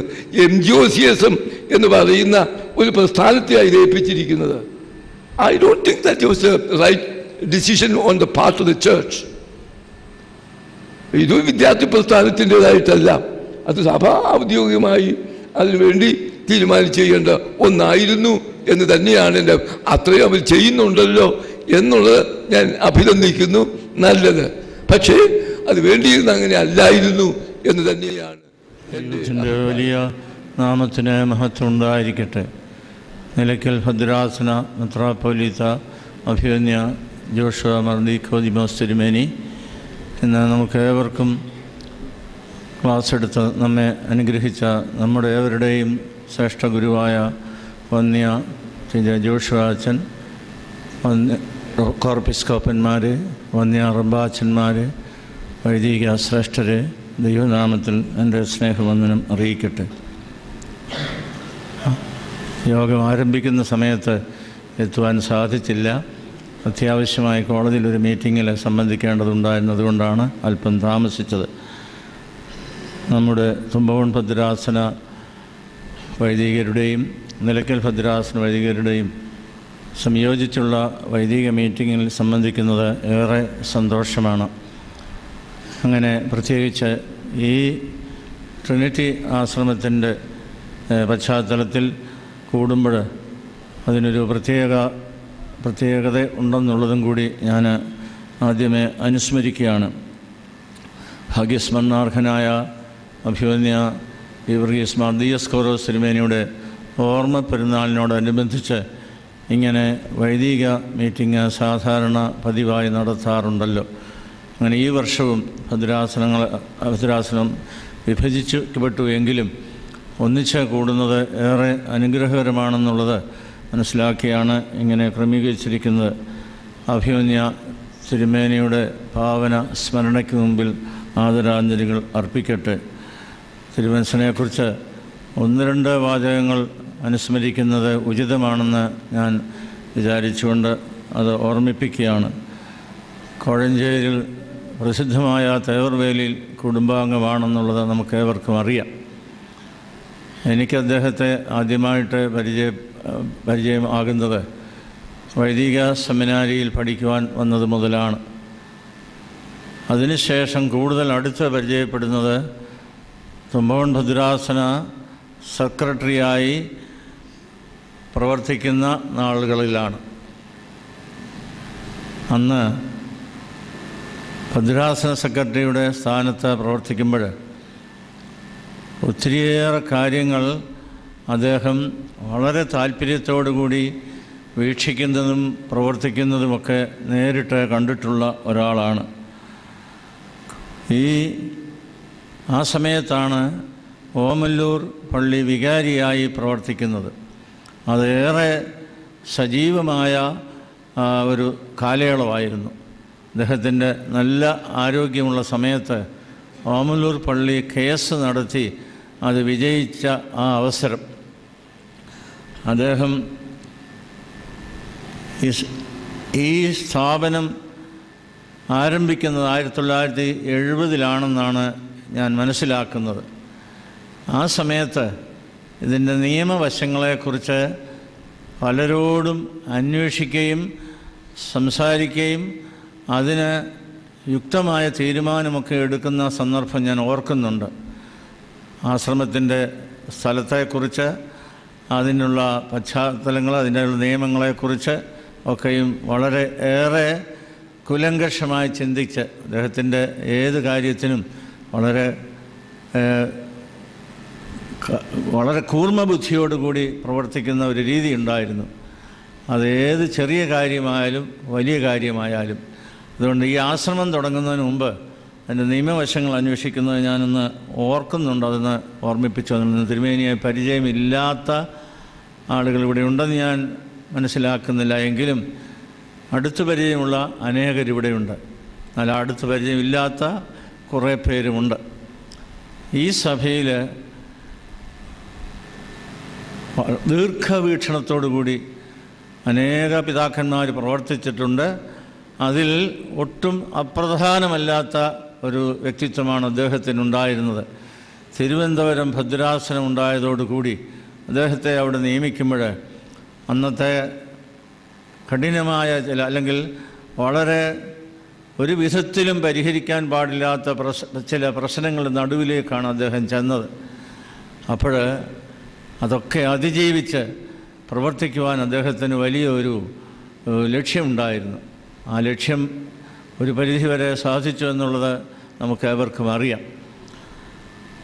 1977 മേൽപ്പെട്ട സ്ഥാനം സ്വീകരിച്ചു. 78 മേൽപ്പെട്ട സ്ഥാനം സ്വീകരിച്ചു. 79 തിരുവനന്തപുരം ഭദ്രാസനത്തിൻ്റെ ചുമതല ഏറ്റെടുക്കുന്നത്. അതോടുകൂടി തന്നെ ഹോളി ട്രിനിറ്റി ആശ്രമം, ഈ വിശുദ്ധ തൃത്വത്തിൻ്റെ പേരിൽ സ്ഥാപനങ്ങൾ തുടങ്ങണമെന്നുള്ള ഒരു പ്രത്യേക താല്പര്യവും ഒരു പ്രത്യേക ലക്ഷ്യവും അദ്ദേഹത്തിനുണ്ടായിരുന്നതായിട്ട് എനിക്ക് നേരിട്ടറിയാം. ഇതിനുള്ള എംബ്ലം വരയ്ക്കുന്നത് ഞാൻ പല പ്രാവശ്യം കണ്ടിട്ടുണ്ട്. അതെങ്ങനെയായിരിക്കണം, അതിൻ്റെ ചെറിയ കടലാസിൽ വരച്ച് അത് വലിയ കടലാസിൽ ഇന്ത്യൻ ഇങ്ക് കൊണ്ടൊക്കെ വരച്ച് ആർട്ടിസ്റ്റിനെയൊക്കെ കാണിച്ച് ഇത് എങ്ങനെയിരിക്കുന്ന അഭിപ്രായം ചോദിച്ച് ഞങ്ങളോടൊക്കെ ചോദിക്കുമായിരുന്നു.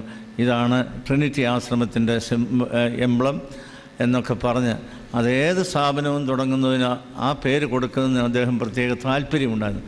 ഇപ്പോൾ അതിനെക്കുറിച്ചൊക്കെ ചിന്തിക്കുമ്പോഴേ അദ്ദേഹത്തിൻ്റേതായ ആഴമായ ദൈവവിശ്വാസവും സമൂഹത്തിൽ ഇതൊക്കെ എങ്ങനെ രൂഢമൂലമായി പ്രചരിപ്പിക്കണം, അല്ലെങ്കിൽ വ്യക്തിത്വ ജീവിതത്തിൽ തൃത്വത്തിനുള്ള സ്ഥാനം, ദൈവവിശ്വാസം, ഇങ്ങനെയൊക്കെയുള്ള കാര്യങ്ങൾ ആഴമായി വേരുറപ്പിക്കണമെന്നുള്ള ഉദ്ദേശമുണ്ടായിരുന്നുള്ളതിന് സംശയമില്ല.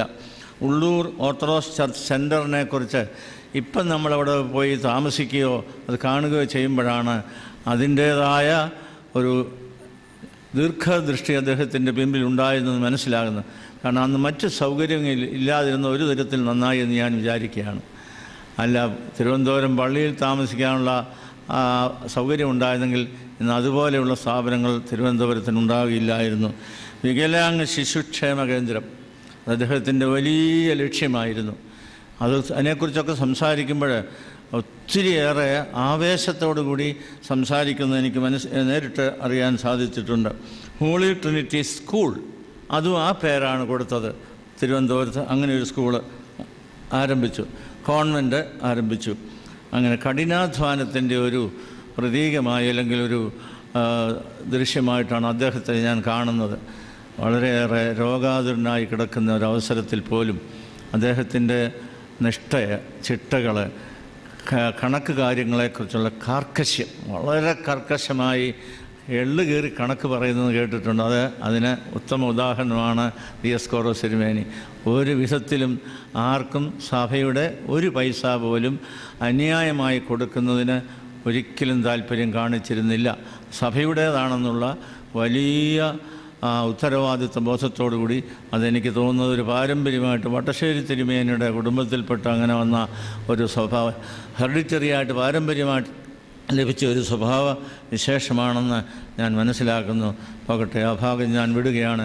അദ്ദേഹത്തിൻ്റെ ഈ ഓർമ്മ ദിവസങ്ങളിൽ ഇങ്ങനെ ഒന്ന് കൂടി വരുവാനും നമുക്ക് ഒന്നിച്ച് പഠിക്കുവാനും ചിന്തിക്കുവാനും ഒക്കെയുള്ള അവസരം വളരെ വിലപ്പെട്ടതാണ്.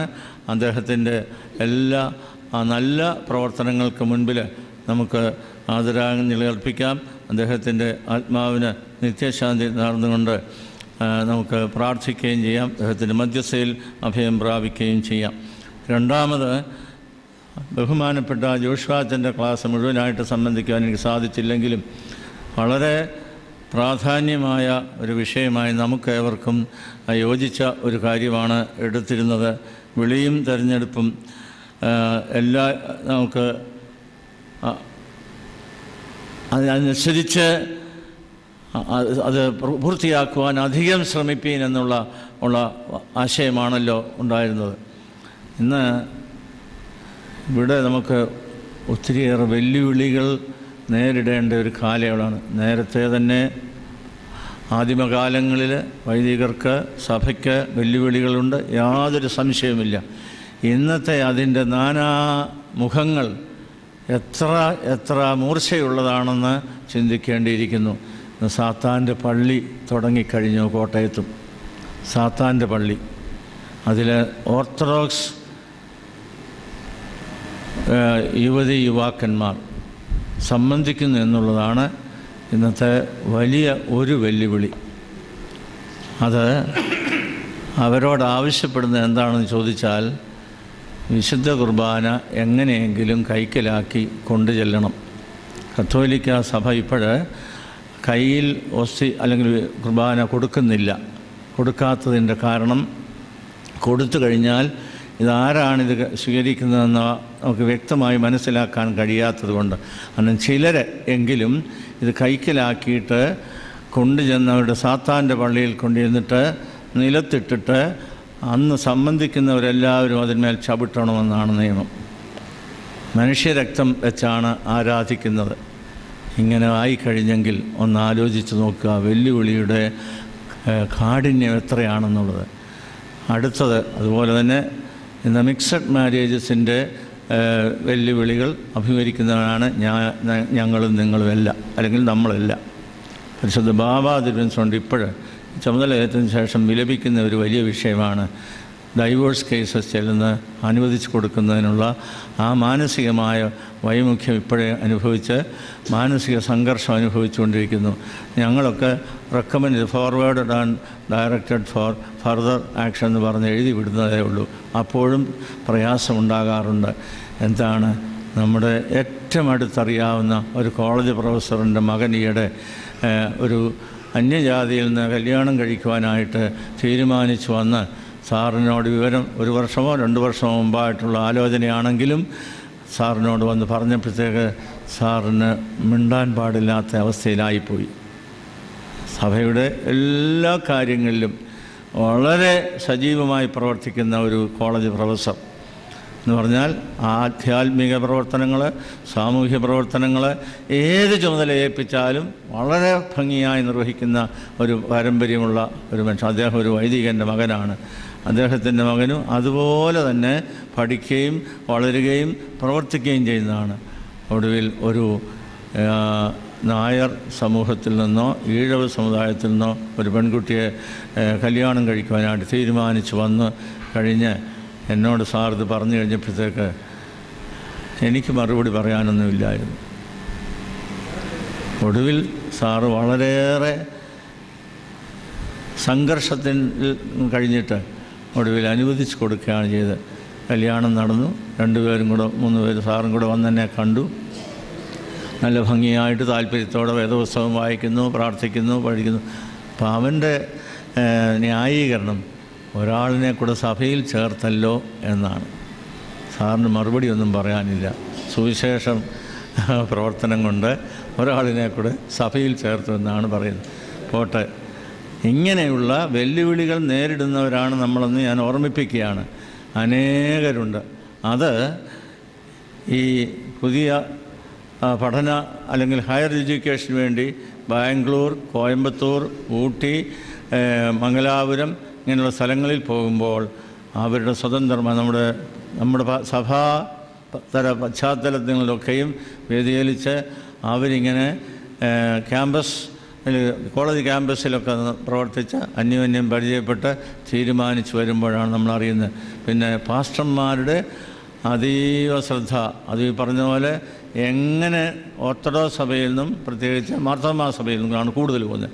ഓർത്തഡോക്സ് സഭയിൽ നിന്നും മാർത്തോമാ സഭയിൽ നിന്നും ഇങ്ങനെ ആളുകളെ അധികം കിട്ടുന്നതുകൊണ്ട് പെന്തിക്കോസ് ഉപദേശിമാർ 24 മണിക്കൂറും പുറകിൽ ഇങ്ങനെ നിന്ന് എങ്ങനെയെങ്കിലും അവരുടെ കൂട്ടത്തിലാക്കുന്നു. അല്ലെങ്കിൽ ഇതുപോലെയുള്ള വിധത്തിൽ വേർതിരിഞ്ഞ് പോകുന്നുണ്ട്. എന്ത് വെല്ലുവിളികളുടെ ആഴം ഒന്ന് മനസ്സിലാക്കുന്നതിന് വേണ്ടി ഞാൻ ഓർമ്മിപ്പിച്ചു എന്നേ ഉള്ളൂ. ഈ നമ്മുടെ ടീച്ചിങ് മിനിസ്ട്രി അല്പം ഒരു പ്രത്യേക അവസ്ഥയിലായിരിക്കുകയാണ്. ഒരു 1/4 നൂറ്റാണ്ടിന് മുമ്പുള്ള ടീച്ചിങ് മിനിസ്ട്രി ഇന്നില്ലെന്നാണ് എൻ്റെ കണക്കുകൂട്ട് അല്ലെങ്കിൽ എൻ്റെ കാഴ്ചപ്പാടിൽ എനിക്ക് മനസ്സിലാകാൻ സാധിക്കുന്നത്. ഇന്ന് പ്രസംഗമുണ്ടെന്ന് യാതൊരു സംശയമില്ല. പള്ളിയിലും പ്രസംഗിക്കുന്നുണ്ട്, ചൊവ്വാഴ്ചയുണ്ട്, വെള്ളിയാഴ്ചയുണ്ട്, സന്ധ്യാനമസ്കാരത്തിനുണ്ട്, കഷ്ടാനുവാഴ്ച മുഴുവനുമുണ്ട്, നോയമ്പിലെ എല്ലാ ദിവസങ്ങളിലുമുണ്ട്, കോർണർ മീറ്റിങ്ങുകളുണ്ട്, എല്ലാം ഉണ്ട്. പണ്ട് ഇതൊന്നും അത്രയും ഇല്ലായിരുന്നു. ഇന്ന് അതിനൊന്നും പഞ്ഞമില്ല. പക്ഷേ ടീച്ചിങ് മിനിസ്ട്രി നമ്മിൽ നിന്ന് അല്പം അകലെയായി പോയോ എന്ന് സംശയിക്കേണ്ടിയിരിക്കുന്നു. അപ്പോൾ ടീച്ചിങ് മിനിസ്ട്രിയുടെ ആവശ്യമെന്ന് മനസ്സിലാക്കുവാനും നമുക്ക് സാധിക്കണമേ എന്ന് ഞാൻ ഓർമ്മിപ്പിക്കുന്നു. പിന്നെ ശുശ്രൂഷകരുടെ ഒരു കാര്യം കൂടി ഓർമ്മിപ്പിക്കുവാൻ ഞാൻ ആഗ്രഹിക്കുകയാണ്. നമ്മളെല്ലാവരും ബുദ്ധിമുട്ടുന്ന ഒരു കാര്യമാണ് മൊബൈൽ ഫോണ്. പള്ളിക്കകത്ത് അത് വളരെ ഉപയോഗം കൂടുതലാണ്. ഈയിടെ എൻ്റെ അടുത്ത് കംപ്ലയിൻറ്റ് വന്നാണ്. ഏകദേശം 50 പേരുണ്ട് മദ്ബഹായിൽ ശുശ്രൂഷകരുടെ എണ്ണം. അത് ഞാനോ നിങ്ങളോ വിചാരിച്ചാൽ അത്ര എളുപ്പം നിയന്ത്രിക്കാൻ സാധിക്കുന്നില്ല. കാരണം പണ്ട് പ്രധാന ശുശ്രൂഷകനും അതിനോടനുബന്ധിച്ച് 2-3 പേര് കാണും. അവരൊക്കെ കാര്യങ്ങൾ കൈകാര്യം ചെയ്യുന്നു. അതിൽ കൂടുതൽ ജോലിയൊന്നുമില്ല. അവരെല്ലാവരും വന്ന് അലങ്കോലമായിട്ട് ചിലപ്പോൾ നിൽക്കും, ചിലപ്പോൾ പന്തിയായിട്ട് നിൽക്കും. കൈമുത്താൻ വരുമ്പോഴൊക്കെ അതിൻ്റേതായ ബുദ്ധിമുട്ടുകൾ മനസ്സിലാകുന്നുണ്ട്. മൊബൈൽ ഫോണ് കയ്യിൽ കാണും, പോക്കറ്റിൽ കാണും, മെസ്സേജ് അങ്ങോട്ടും ഇങ്ങോട്ടും അയക്കുന്നുണ്ട്. അവിടെ നിന്നുകൊണ്ട് മൂലയിൽ നിന്നുകൊണ്ട് ഫോട്ടോ എടുക്കുന്നുണ്ട്.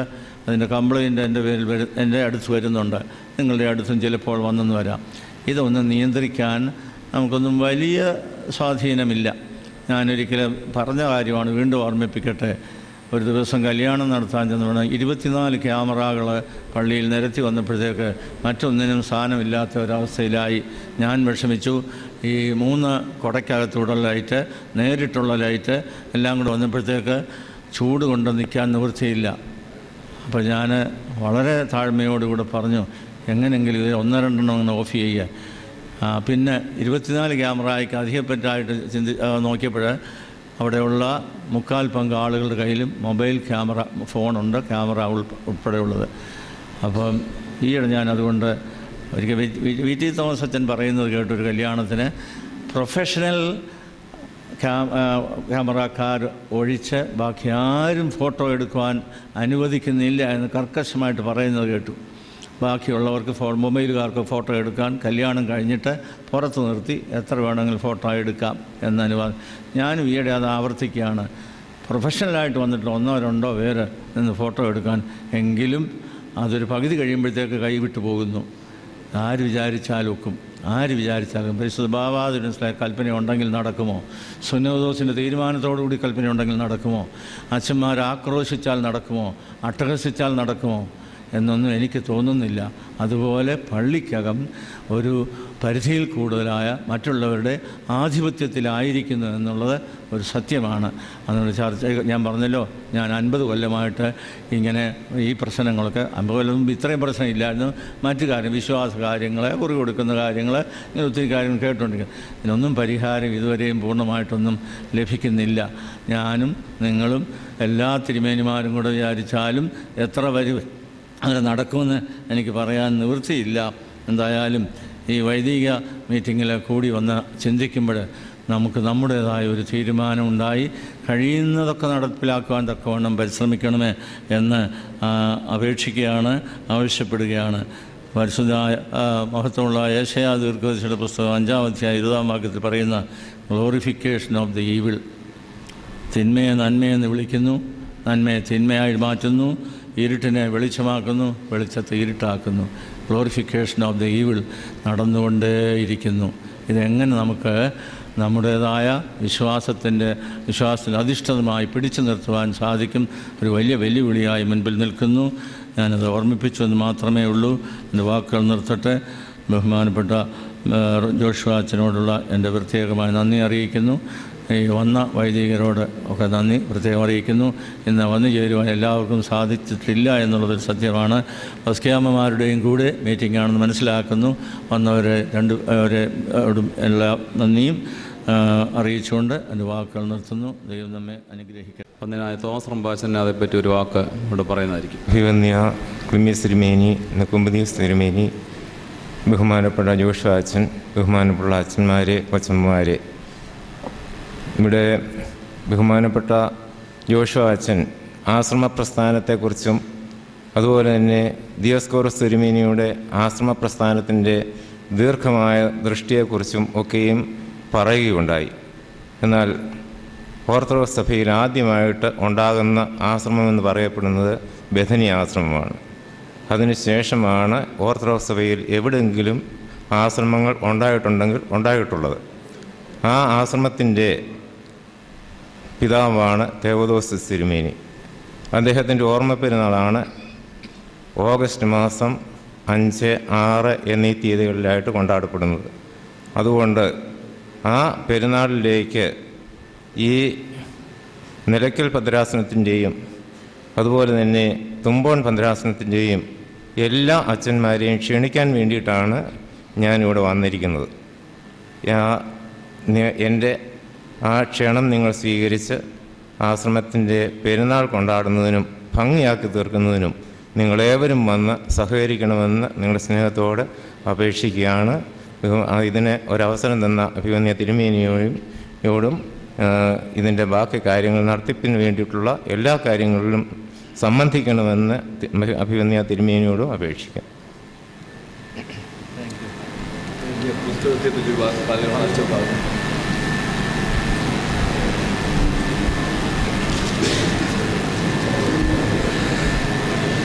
ഈ പുസ്തകത്തെപ്പറ്റി ഒരു വാക്ക് പറയണമെന്നും അത് ലഭിക്കുന്നതിനെപ്പറ്റിയും സൂചിപ്പിക്കണമെന്ന് എന്നോട് ആവശ്യപ്പെട്ടതുകൊണ്ട് ഞാനിവിടെ പറയുകയാണ്.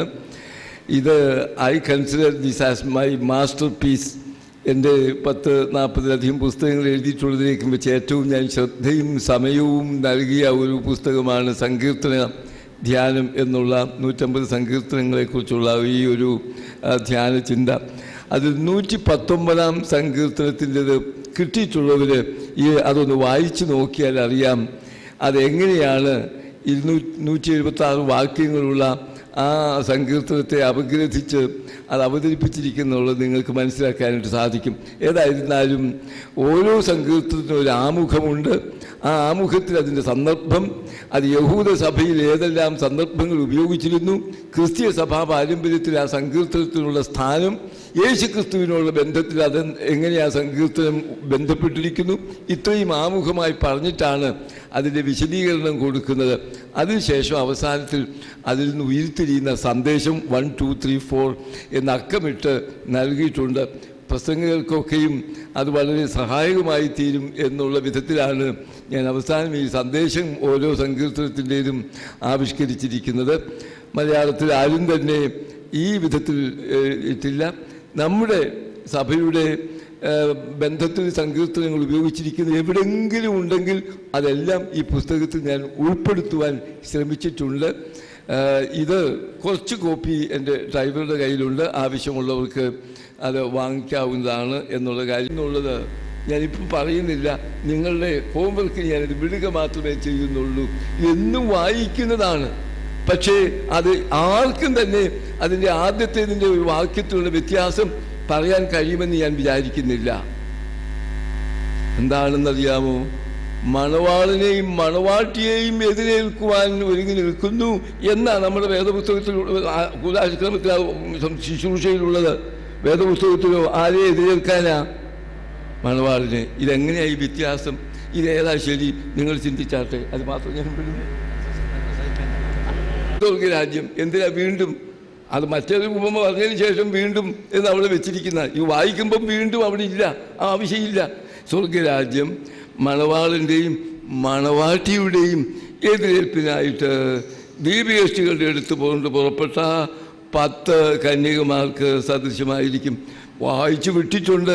ഇങ്ങനെയൊരു വ്യത്യാസം ശ്രദ്ധയിൽപ്പെട്ടിട്ടില്ല എന്നുള്ളതാണ് സത്യം.